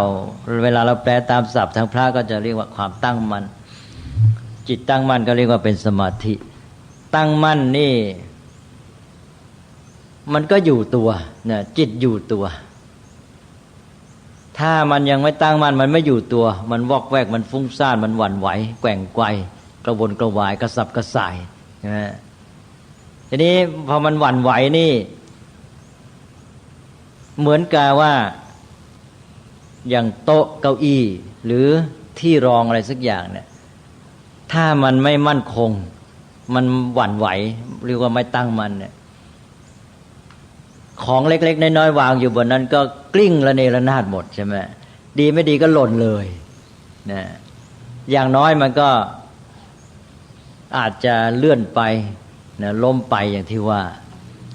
ทีนี้คุณสมบัติต่างๆในจิตถ้าไม่มีสมาธิก็หมายความว่า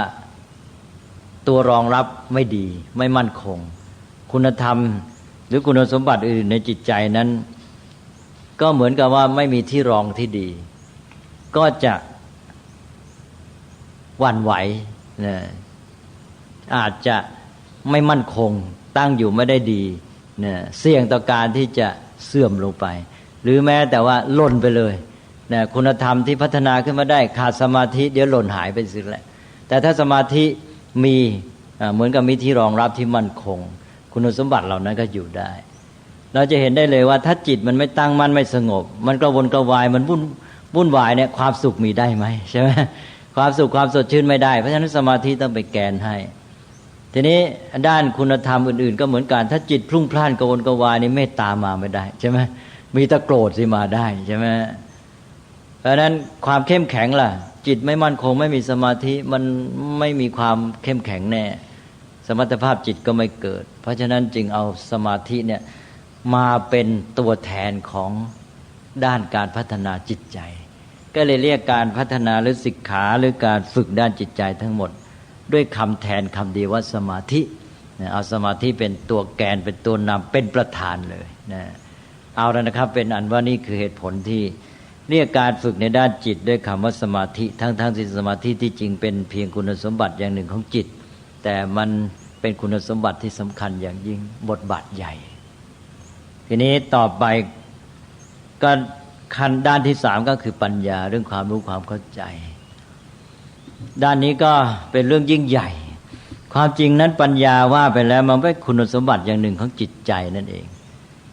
สมัยปัจจุบันนี้อย่างพวกวิชาการตะวันตกเนี่ยบางทีก็แยกไม่ออกระหว่างด้านจิตกับด้านปัญญา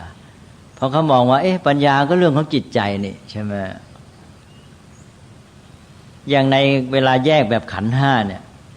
เราจะเห็นได้ชัดว่าปัญญาเนี่ยไปอยู่ในด้านจิตใจอันนี้ยังไม่ได้เรียนเรื่องการแยกเรื่องรูปนามแล้วก็แยกเป็นขันธ์ห้าเรียนแล้วยังขันธ์ห้ายังนะอันนั้นเป็นการแยกองค์ประกอบของชีวิตออกไปนะเป็นภาคเหมือนกับภาคของนิ่งแยกออกเป็นส่วนๆเหมือนกับอนาโตมีของชีวิตนะอนาโตมีของชีวิตนี่แยกออกไปเป็นส่วนๆว่ามีอะไรบ้างประกอบด้วยอะไรบ้างเนี่ยถ้าแยกแบบนั้นเนี่ยปัญญาจะไปอยู่ในภาคจิตใจเรายังไม่ได้เรียนก็อย่าไปถือเป็นสำคัญผมจะพูดให้ฟังนิดหน่อยนะฮะก็ถือว่าพอได้ผ่านหูไว้คือว่าชีวิตของเราเนี่ยทางพระท่านแยกส่วนออกไปว่าเป็นการประชุมเข้าของส่วนประกอบ5อย่างหรือ5กอง5ประเภทมีรูปเนี่ยรูปธรรมฝ่ายร่างกายแล้วก็เวทนาความรู้สึกสุขทุกข์ไม่สุขไม่ทุกข์สัญญาความกำหนดหมายที่ทำให้จำได้หมายรู้เขียวแดงเหลืองเป็นต้นแล้วก็สังขารคุณสมบัติที่ปรุงแต่งจิตใจนะให้ดีให้ชั่วแล้วก็วิญญาณตัวรู้เห็นได้ยินได้กลิ่นเป็นต้นทีนี้ปัญญาเนี่ยก็ไปอยู่ในสังขารเครื่องปรุงจิตปรุงแต่งให้จิตดีจิตชั่วจิตมีกำลังมีความสามารถหรือทำให้จิตอ่อนแอเป็นต้นจะเห็นว่าปัญญาไปอยู่ในหมวดเดียวกับเรื่องเครื่องปรุงของจิตเลยใช่ไหมอยู่ในสังขารก็อยู่ในพวกจิตปนกันอยู่แต่ทีนี้พอมาแยกแบบการพัฒนาชีวิตเป็น3ด้านการดำเนินชีวิตเป็น3ด้านกลับแยกเป็นพฤติกรรมจิตใจและปัญญานี่ปัญญาออกมาใหญ่เลยนะเดิมเป็นตัวเดียวในเครื่องปรุงจิตเท่านั้นเองออกมาเป็นตัวบทบาทใหญ่อันนี้คล้ายๆกับสรีรวิทยานะถ้าเทียบแพทย์ถ้าแยกเป็นขันธ์5เหมือนอนาโตมีเข้าใจไหมฮะอนาโตมีนี่หมายความว่าเป็นการแยกส่วนร่างกายว่ามีอะไรบ้างเหมือนของตายนะเหมือนของตายมาแยกส่วนออกแต่สรีรวิทยานั่นก็คือการทำงานของร่างกายระบบความสัมพันธ์มันทำไงไอ้นี่ทำหน้าที่อะไรต่างก็เหมือนกับคล้ายๆกับเรื่องของการดำเนินชีวิตนี่เราแยกเป็น3ด้านพฤติกรรมจิตใจและปัญญาทีนี้พอมาแยกแบบด้านพฤติกรรมจิตใจและปัญญาเป็น3ด้านก็ปัญญาเป็นตัวสำคัญทำไมแยกออกมาล่ะก็เพราะว่าปัญญานี่เป็นเรื่องใหญ่อย่างยิ่งเลยนะจิตใจมันเป็นเรื่องของคุณสมบัติอยู่ภายในนะเป็นเรื่องของตัวเองแต่ปัญญานี่เป็นเรื่องที่จะก้าวออกไปสู่จักรวาลโลกทุกอย่างเลยที่จะรู้เข้าใจอะไรต่างๆนะแดนใหญ่มีหน้าที่มีงานมีขอบเขตมากมายเหลือเกินเรื่องปัญญาเรื่องเดียวใช่ไหมนะแล้วมนุษย์จะพัฒนาได้ชีวิตจะดีงามเนี่ยมันขึ้นต่อปัญญาเป็นสำคัญตลอดจนจะเป็นพระพุทธเจ้าได้นะจะพัฒนาวิชาการแม้แต่วิชาการทางโลกอาชีพต่างๆวิทยาศาสตร์นิติศาสตร์รัฐศาสตร์อาศัยปัญญาทั้งนั้นนั้นปัญญานี่เป็นเรื่องใหญ่ในการดำเนินชีวิตของมนุษย์ที่ออกมาสู่เรื่องของการสร้างสรรค์ในโลกของมนุษย์อะไรต่างๆนั้นปัญญาก็แยกเป็นด้านสำคัญตั้งหากออกไปเลยนะแทบจะว่าใหญ่กว่าด้านจิตอื่นที่มีองค์ประกอบเป็นร้อยๆนะปัญญาไปโยงไปหาหมดเป็นตัวบอกหมดจะให้เจ้าตัวไหนทำหน้าที่อะไรจะทำงานยังไงจะควบคุมจะจัดยังไงหมดเลยใช่ไหมไอ้เจ้าตัวอื่นจะทำไงก็รับใช้ปัญญาถ้าปัญญาดีสักอย่างไอ้เจ้าปัญญาบอกหมดเสร็จหมดใช่ก็เลยแยกปัญญาเป็นเรื่องใหญ่เป็นแดนหนึ่งของพฤติกรรมและเป็นแดนที่สูงสุดเลย เอานะฮะทีนี้แปลว่านี่ด้านปัญญาทีนี้ด้านปัญญานี่ก็มีทั้งปัญญาที่รู้เรื่องที่มนุษย์จัดสรรตกลงกันยังไงเพียงแต่ว่าตามวัฒนธรรมประเพณีระบบแบบแผนจัดตั้งที่เราเรียกว่าวินัยนะสืบถ่ายทอดกันมาวางเป็นตายตัวแล้วเราก็รู้ไปตามนั้นแล้วเราก็ประพฤติปฏิบัติดำเนินชีวิตได้ใช่ไหมนี่ปัญญารู้เรื่องตามที่มนุษย์ตกลงกันทั่วๆไปอันนี้เป็นเรื่องสามัญแต่แค่นี้ก็สำคัญแล้วเพียงแต่เรียนรู้สิ่งที่มนุษย์ได้จัดวางตั้งไว้เพื่อจะให้สังคมของตัวอยู่กันได้เนี่ยแค่นี้ก็เรียนกันแทบตายแล้วใช่ไหมนี่ก็ด้านหนึ่งแล้วทีนี้ปัญญาที่ลึกซึ้งกว่านั้นก็คือรู้เข้าไปถึงความจริงที่อยู่เบื้องหลังสิ่งที่มนุษย์มาตกลงกันจัดวางนี้ใช่ไหมเบื้องหลังในกรในขอนี่ในกรในขอนี่ก็เป็นเรื่องความรู้ในระดับที่มนุษย์จัดตั้งใช่ไหมว่าคนนั้นชื่อกอคนนี้ชื่อขอเป็นความรู้ระดับสมมติระดับวินัยเท่านั้นแต่เบื้องหลังในกรในขอคืออะไรนั่นคือชีวิตคนที่แท้จริงอยู่ในธรรมชาติใช่ไหมมีจิตใจมีสภาวะยังไงเกิดมาได้ยังไงร่างกายเขาเกิดจากอะไรมาประกอบทำไมเขาจึงเกิดมาได้เนี่ยแล้วเขาชีวิตของเขานอกจากกายมีด้านจิตใจเป็นยังไงกฎธรรมชาติมันโยงไปหาสิ่งต่างๆรู้เข้าไปถึงความจริงของธรรมชาติอันนี้นี่ลึกซึ้งมากใช่ไหมฮะนั่นก็เป็นว่าเราจะดำเนินชีวิตธรรมดานี่ปัญญาในระดับรู้เข้าใจสิ่งที่มนุษย์จัดตั้งวางระบบไว้นี่พอแหละเนี่ยก็เป็นมนุษย์แค่นี้ก็ทำให้มันดีเหอะ ให้อยู่ในแนวทางที่มนุษย์ผู้มีปัญญาได้วางไว้แล้วก็สังคมก็ได้ถ่ายทอดกันมาลงตัวยอมรับว่าอันนี้ดีเป็นประโยชน์แต่ว่ารู้แค่นี้พอจริงไหมไม่พอเพราะว่าแค่นี้นะบางทีไม่รู้เหตุรู้ผลเขาวางทำไมเป็นเพราะอะไรจึงวางอย่างนี้และที่มนุษย์รุ่นเก่าวางไว้ต่อมาสังคมเปลี่ยนแปลงนะอาจจะไม่เหมาะก็ได้ใช่ไหมหรือว่าอาจจะวางด้วยความเข้าใจผิดพฤติกรรมระบบสังคมอย่างของฝรั่งเดี๋ยวนี้ที่รู้ตัวว่าวางมาตั้ง 2,000 ปีบางอย่างก็ผิดใช่ไหมทำให้เกิดโทษกับชีวิตทีนี้ถ้าไม่มีปัญญารู้ความจริงธรรมชาติลึกซึ้งกว่านั้นแก้ไม่ได้ใช่ไหมก็ไปเป็นทาสของอารยธรรมเป็นทาสของวัฒนธรรมเก่านั้นก็เลยต้องมีปัญญาที่รู้ถึงความจริงของธรรมชาติแท้ๆซึ่งเป็นความจริงแน่นอนเป็นระบบความสัมพันธ์ในธรรมชาติอันนี้ที่ยิ่งใหญ่นี่คือความรู้ที่ว่าสามารถทำให้เป็นพระพุทธเจ้าได้รู้โลกชีวิตตามเป็นจริงนะอันนี้ก็แปลว่าอย่างน้อยก็แยกปัญญา2ระดับแหละใช่ไหมระดับที่เกี่ยวกับเรื่องที่มนุษย์จัดวางตั้งให้เดิมเนินชีวิตกันได้สามัญในสังคมแล้วก็ปัญญาที่รู้เข้าถึงความจริงที่เป็นปรมัตถ์เป็นความจริงแท้นะตามกฎธรรมชาติ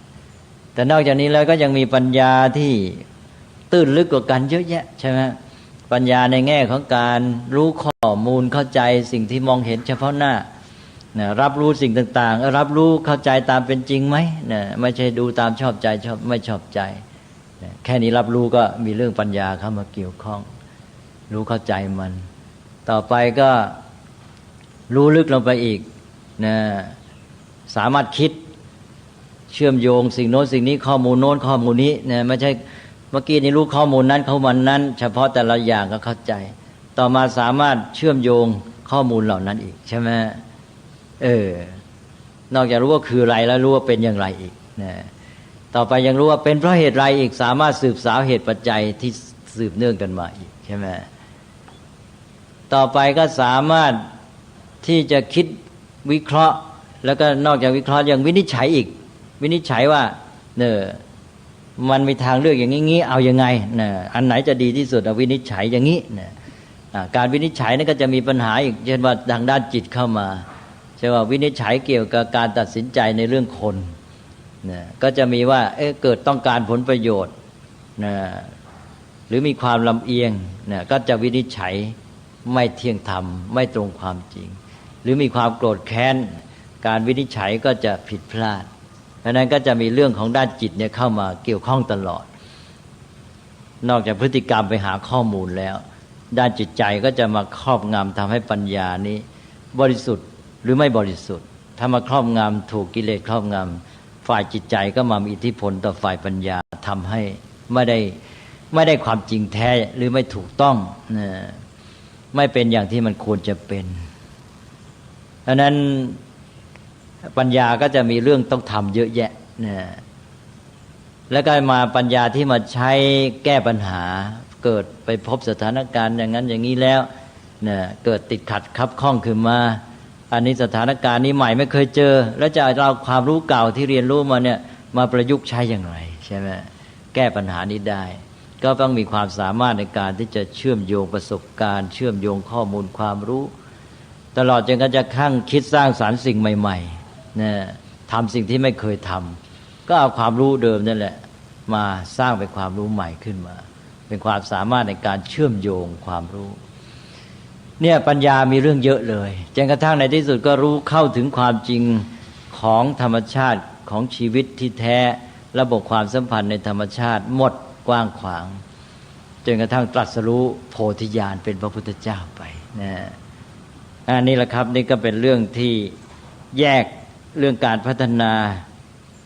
ชีวิตของมนุษย์3ด้านเป็นศีลสมาธิปัญญาแล้วทั้ง3อย่างนี้สัมพันธ์เกื้อหนุนกันอย่างไรก็ได้อธิบายไปแล้วคุณอาจารย์ในเรื่องของเรื่องศีลเป็นปกตินะครับเรามุ่งในแง่ดีแล้วไปถึงขั้นไปเรื่องฝึกนี่ก็เมื่อฝึกเราต้องฝึกให้มันดีดิแล้วอย่างนี้คำว่าวาสนากับคำว่าศีลเนี่ยมันใกล้เคียงกันมากนะวาสนามันคำกลางๆมันดีร้ายก็ได้ใช่ไหมวาสนาร้ายๆไงพูดกระโชกโคกห้างหรืออะไรอย่างเงี้ยมันไม่ได้เป็นเรื่องฝึกคือว่าศีลนี่เป็นเรื่องของการฝึกโดยตั้งใจทำให้มันดีใช่ไหมส่วนวาสนานั้นเป็นการสั่งสมของคนนั้นรวมๆกันไปใช่ไหมเลวก็ได้ดีก็ได้เป็นพฤติกรรมเคยชินเหมือนกันนี่ก็พฤติกรรมเคยชินแต่ว่ามันไม่ได้ประกอบด้วยความตั้งใจในกระบวนการฝึกคนเพราะฉะนั้นเราจึงเอาเรื่องศีลเข้ามาประยุกต์ใช้ในวาสนาเพื่อปรับวาสนาให้มันดีไงเข้าใจฮะผมจะตั้งข้อสังเกตว่าถ้าอย่างอรหันต์เนี่ยฮะก็อธิศีลเนี่ยก็ต้องสมบูรณ์แล้วทำไมในพระสูตรบอกว่าแม้กระทั่งอรหันต์นี่ก็ยังติดในวาสนาบางส่วนก็ยังเปลี่ยนแปลงแก้ไขไม่ได้ได้จากองค์สัมมาสัมพุทธเจ้าก็ใช่สิก็ไม่ใช่หมายความว่าฝึกศีลแล้วมันจะกลายเป็นดีไปหมดนะใช่ไหมก็ตัวติดมาเคยชินอย่างนั้นท่านบอกว่าเคยชินขนาดละเอียดว่านี่แก้ไม่ไหวนะเพราะนั้นเราจึงต้องรีบไงใช่ไหมเด็กๆเกิดมาก็รีบให้ฝึกให้เป็นศีลที่ดีไปซะสิเพราะงั้นละวาสนามาทีนี้แย่ไปเลยถ้าถึงขั้นวาสนานี้ก็คือก็วาสนานี่ก็หมายความว่าแก้ได้เหมือนกันแต่ว่ามันแก้ยากแก้ได้แต่หยาบทีนี้พอมันลึกละเอียดแก้ไม่ไหวแก้ได้แต่พระพุทธเจ้าเนี่ยแก้หมดคือหมายว่าท่านเรียกว่าละกิเลสพร้อมทั้งวาสนาทั้งหมดพระพุทธเจ้าแต่พระอรหันต์นี่ละวาสนาได้ไม่หมดนะขณะที่ฝึกศีลมาฝึกจิตฝึกปัญญามาอย่างดีก็ยังละวาสนาได้ไม่หมดไอ้ส่วนที่มันเป็นความเคยชินเป็นเรื่องละเอียดอ่อนแต่ไม่ถึงกับเป็นภัยอันตรายท่านบอกว่าละไม่ได้วาสนาก็เป็นของรวมๆจากการสะสมของคนนั้นไม่ว่าดีว่าร้ายนะฮะนี่ศีลนี่เป็นอย่างที่ว่าเป็นเรื่องความตั้งใจฝึกนะตอนนี้มาถึงเรื่องของสมาธินะครับก็มักจะฟังคนที่ฝึกสมาธิแล้วเนี่ยโดยว่าบางสายหรือบางสำนักเนี่ยก็รู้สึกดีใจและภูมิใจที่ว่าฝึกแล้วเนี่ยตัวเองได้มีนิมิตในเรื่องของสมาธินะที่เกิดนิมิตต่างๆแต่ในขณะเดียวกันเนี่ยก็มีบางคนเนี่ยนะฮะก็ได้ความสงบจะไม่เกิดนิมิตเลยผมก็เลยอยากจะขอเรียนถามพระเดชพระคุณอาจารย์ว่าจริงๆแล้วเนี่ยมีความจำเป็นมากน้อยแค่ไหนที่ในการฝึกสมาธิเนี่ยต้องมีนิมิตเกิดขึ้นถ้าหากว่าไม่เกิดนิมิตจะมีความสงบนี่หมายความว่าล้มเหลวไหมครับท่านในเรื่องลักษณะว่าเอาตามพระสูตรเนี่ยจำเป็นที่จะต้องการทำสมาธิต้องเกิดนิมิตเอางี้ก่อนนิมิตมี2อย่างโดยหลักใหญ่แต่ก่อนที่จะพูดถึงนิมิต2อย่างนะพูดถึงฝันก่อนคนฝันนั่นเรียกว่านิมิตภาษาพระเรียกว่านิมิตนะคำว่าฝันเนี่ยสิ่งที่มองเห็นในฝันเรียกว่านิมิตถ้าคนหลับฝันก็คนหลับไม่ฝันได้ดีกันใช่ไหมเพราะนั้นคนที่ปฏิบัติบำเพ็ญสมาธินี่เห็นนิมิตกับไม่เห็นนิมิตไหนดีกันเนี่ยถ้าหลับไม่ฝันมันก็แสดงจิตมันก็ราบเรียบมันก็ไปได้ดี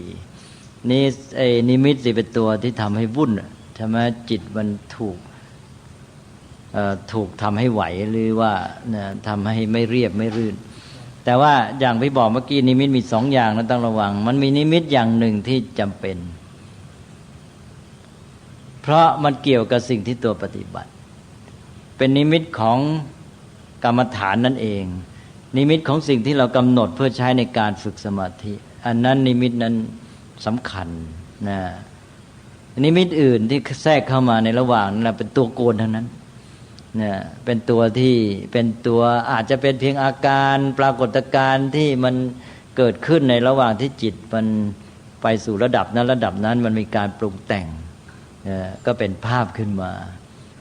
อันนี้มันมีนิมิตอันหนึ่งที่เป็นนิมิตที่เป็นตัวแทนของสิ่งที่เรากำหนดใช่ว่าเราเพ่งกสิณแล้วหลับตาไปไอ้ตัวกสิณนั่นเองท่านก็เรียกว่านิมิตนะแล้วเราหลับตามองเห็นนั่นก็เรียกว่านิมิต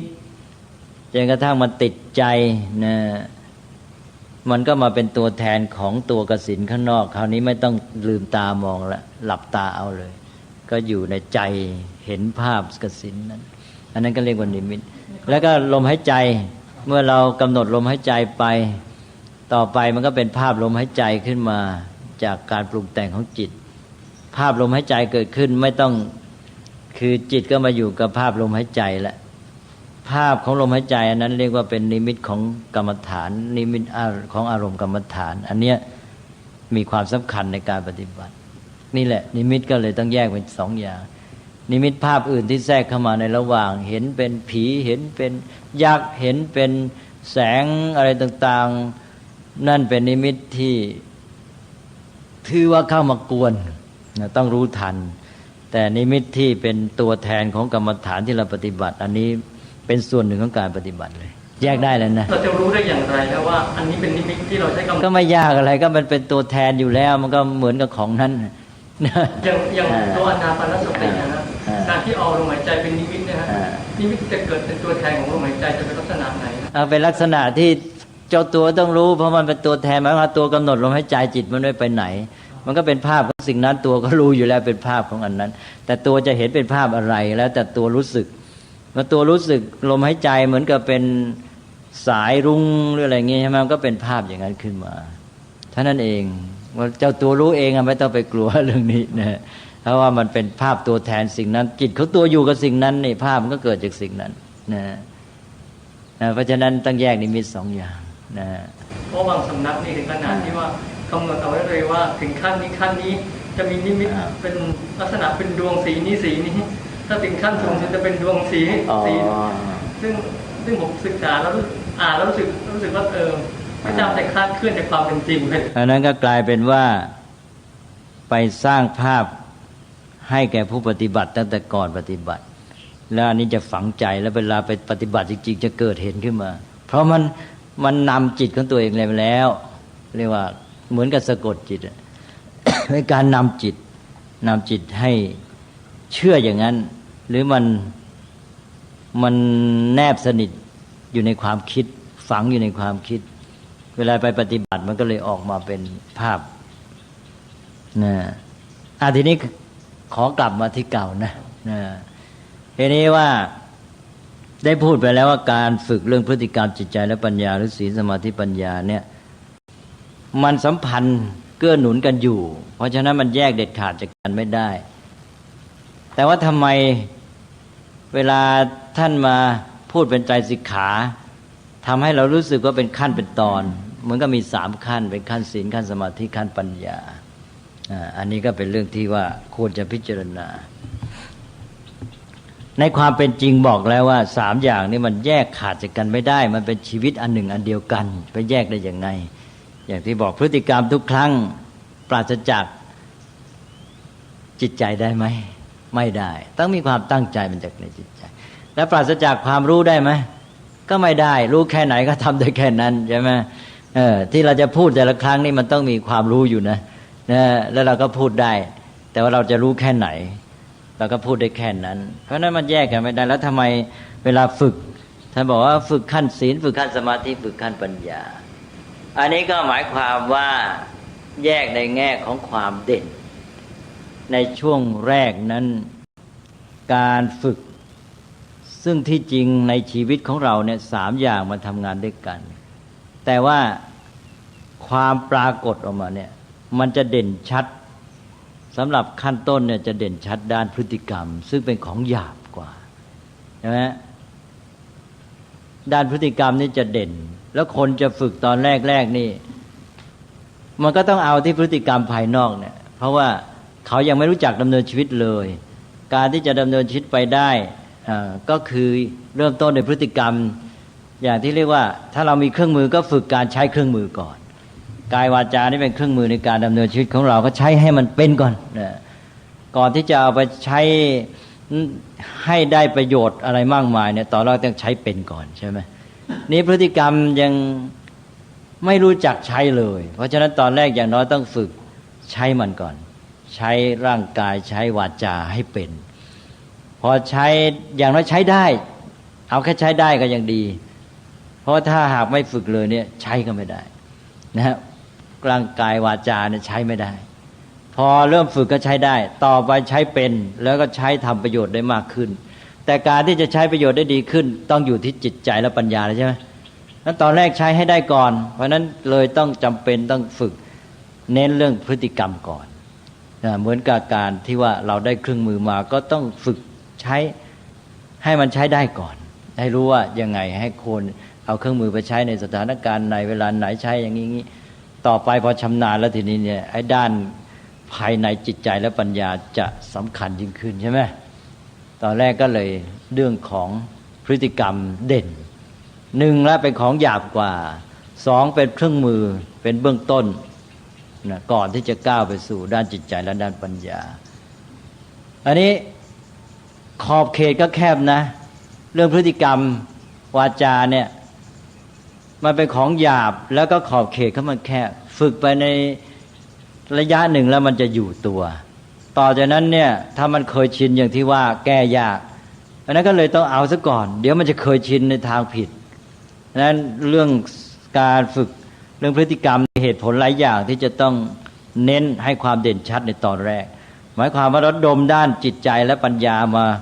เอาเรื่องกับพฤติกรรมนี้ไม่ได้หมายความว่ามีแต่พฤติกรรมฝึกไปได้ที่ไหนถ้าไม่มีจิตใจและปัญญาแต่ตอนแรกเราต้องเน้นเหมือนกับระดมทั้งจิตใจและปัญญาเนี่ยมาอยู่ที่การฝึกในเรื่องพฤติกรรมว่าทำไงพฤติกรรมมันจะดีมันจะใช้ได้นะเครื่องมืออุปกรณ์นี้จะได้ใช้ประโยชน์ได้ดีต่อไปข้างหน้าเพราะเราอยากจะเอาไอ้ร่างกายและวาจาของเรานี่ไปเป็นอุปกรณ์ใช้งานต่อไปในการดำเนินชีวิตอีกเยอะแยะรวมทั้งไปฝึกจิตใจฝึกปัญญาด้วยใช่ไหมตกลงว่าเรื่องฝึกพฤติกรรมหรือศีลจึงเป็นสำคัญในตอนแรกปรากฏชัดเหมือนกับเป็นพื้นฐานหรือเป็นอุปกรณ์ไว้ทีนี้พอขั้นที่2ด้านจิตใจนี่ขยายกว้างขวางแล้วทีนี้แล้วเป็นเรื่องละเอียดประณีตนี่พอฝึกเรื่องร่างกายใช้พฤติกรรมอยู่ตัวแล้วเรื่องจิตโอ้ยังยุ่งยังเยอะแยะเหลือเกินนะเป็นเรื่องละเอียดอ่อนจะต้องฝึกกันไปอีกนานเลยเชื่อไหมฉะนั้นฝึกพฤติกรรมอยู่ตัวแล้วนี่จิตยังไปอีกไกลทีนี้พอฝึกจิตได้เก่งนะจนกระทั่งอยู่ตัวมีสมาธิดีแล้วนะก็เป็นจิตที่พร้อมจะใช้งานแล้วจะไปเป็นฐานของปัญญาอีกทีไม่คล้ายๆกับว่าพฤติกรรมนี่อยู่ตัวก็มาฐานรองรับจิตดีแหละถ้าจิตใจนี่ฝึกดีแล้วก็ไปเป็นฐานรองรับการใช้ปัญญาใช่ไหมสมาธิจิตดีแล้วสงบแน่วแน่มั่นคงไม่มีอะไรกวนจะใช้ความคิดจะปลูกฝังพัฒนาปัญญาก็ได้ผลดีแต่ว่าขนาดจิตอยู่ตัวดีแล้วนะฝึกจิตได้ดีแล้วเรื่องที่ปัญญาจะต้องรู้อีกมากมายเหลือเกินเชื่อไหมนั่นเราคิดดูสิอะไรขอบเขตกว้างกว่ากันถ้ามองในแง่ข่าวความแคบความกว้างเนี่ยไอ้เรื่องพฤติกรรมมันแคบก็เยอะเลยใช่ไหมพอไปแดงของจิตใจนี่โอ้โหเรื่องละเอียดอ่อนไปเยอะเลยเพราะจิตใจอยู่ตัวแล้วเรื่องปัญญายังไปเยอะกว่าเยอะเพราะปัญญานี่มันรู้ไปทั้งจักรวาลเลยไปถึงทุกสิ่งทุกอย่างนะเพราะนั้นเรื่องปัญญามันก็มองในความแคบความกว้างมันก็กว้างกับเขานะแล้วมันต้องอาศัยทั้งพฤติกรรมและจิตใจเป็นฐานเป็นเครื่องมือหมดเลยเพราะนั้นก็เลยพูดไปตามลำดับนี้เป็นอันว่าในการฝึก รือสิกขานี้เด่นชัดตอนแรกก็เด่นที่พฤติกรรมกายวาจาที่เรียกว่าศีลแล้วก็มาขั้นที่สองเมื่อเอากับพฤติกรรมพออยู่ตัวพอสมควรแล้วใช้ได้ตอนนี้ก็จะมาเน้นเรื่องจิตใจซึ่งเป็นเรื่องที่ยังอีกกว้างขวางยังต้องฝึกพัฒนากันอีกมากเพราะฝึกจิตใจลงตัวอยู่แล้วเรื่องปัญญายังไม่จบใช่ไหมเรื่องปัญญายังไปอีกเยอะแยะมีสิ่งที่ต้องเรียนรู้อีกมากมายกว้างขวางพิสดารละเอียดลึกซึ้งแต่ในทุกขั้นตอนจะเห็นว่าทั้งสามอย่างเนี่ยทำงานด้วยกันใช่ไหมแล้วถ้ามองแต่ละจุดแต่ละตอนเนี่ยมันทำงานอยู่ทั้งสามอย่างนะแต่ถ้ามองเป็นขั้นใหญ่ๆเราจะแยกได้เลยเป็นขั้นศีลขั้นสมาธิขั้นปัญญาเอานะฮะคิดว่าคงจะชัดเจนไหมนะว่าในแง่ของการที่ว่ามันอาศัยทำงานด้วยกันนี่ก็แน่นอนทุกขณะไปด้วยกันแต่ในแง่ของการแยกเป็นช่วงกว้างก็จะแยกได้เช่นเดียวกันว่าเป็นขั้นศีลขั้นสมาธิขั้นปัญญานะทีนี้ในการฝึกคนเพื่อจะให้คนพัฒนาไปได้ดีเนี่ยเราก็ใช้หลักที่ว่าสามอย่างเนี่ยมันทำงานด้วยกันเนี่ยเอามาฝึกให้มันได้ผลดีเลยให้มันไปด้วยกันเลยเราเองก็ตามหรือเราจะฝึกเด็กจะเคลื่อนไหวทำพฤติกรรมอะไรหรือทำกิจกรรมอะไรสักอย่างหนึ่งเนี่ยเราก็เอาศีลสมาธิปัญญามาใช้แล้วฝึกมันซะทีเดียวเลยมันจะได้ผลดีไม่ใช่ทำไปอย่างที่ว่าจับพลัดจับผลูก็ได้นะเกิดมันไม่บังเอิญไม่พอเหมาะมันก็ไม่ได้เลยเนี่ยทำได้ความรู้เข้าใจก็ฝึกได้ผลเวลาจะทำกิจกรรมอย่างใดอย่างหนึ่งเช่นว่าเด็กมา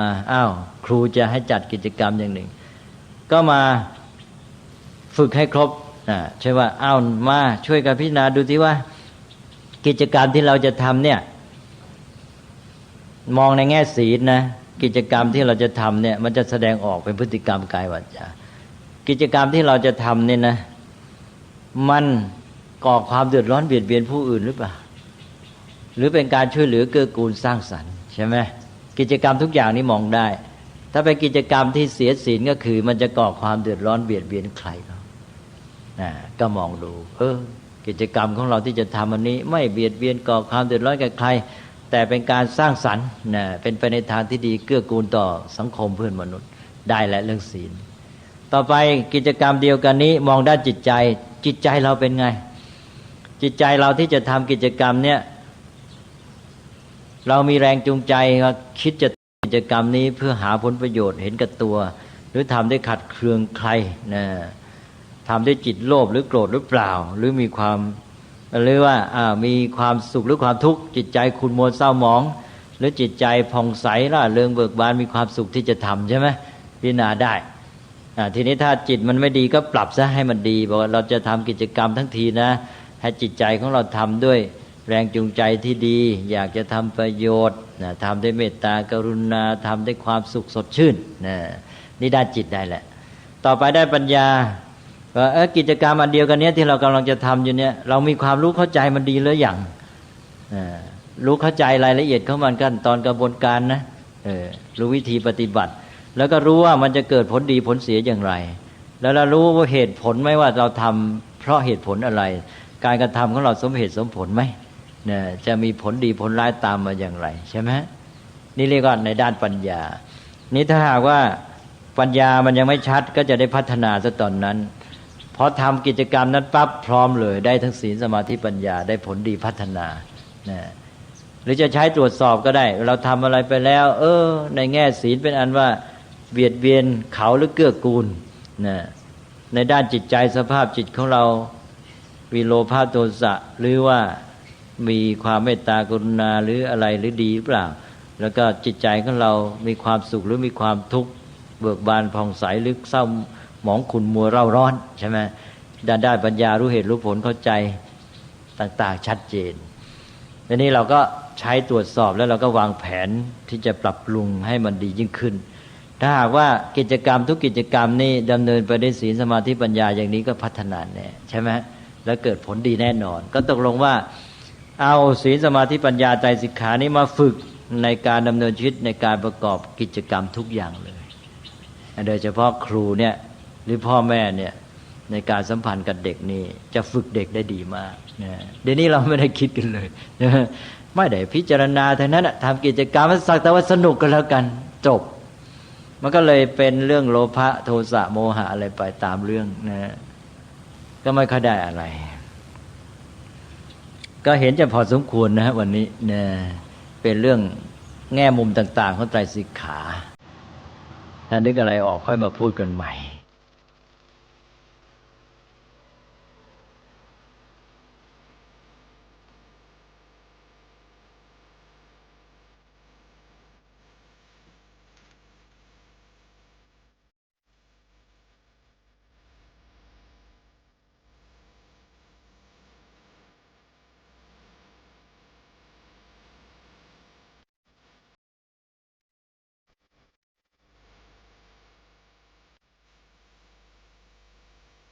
งานเผยแผ่เป็นหัวใจสำคัญของพระพุทธศาสนา พระพุทธเจ้าอุบัติขึ้นมาบนเป้าหมายแห่งการเผยแผ่ความดีนำความดีไปแทรกไว้ในจุดที่มีความดีไม่มากค่อยๆเจือจางจนกระทั่งความไม่ดีนั้นหายไปเหลือแต่ความดีหรือมีดีมากกว่าไม่ดี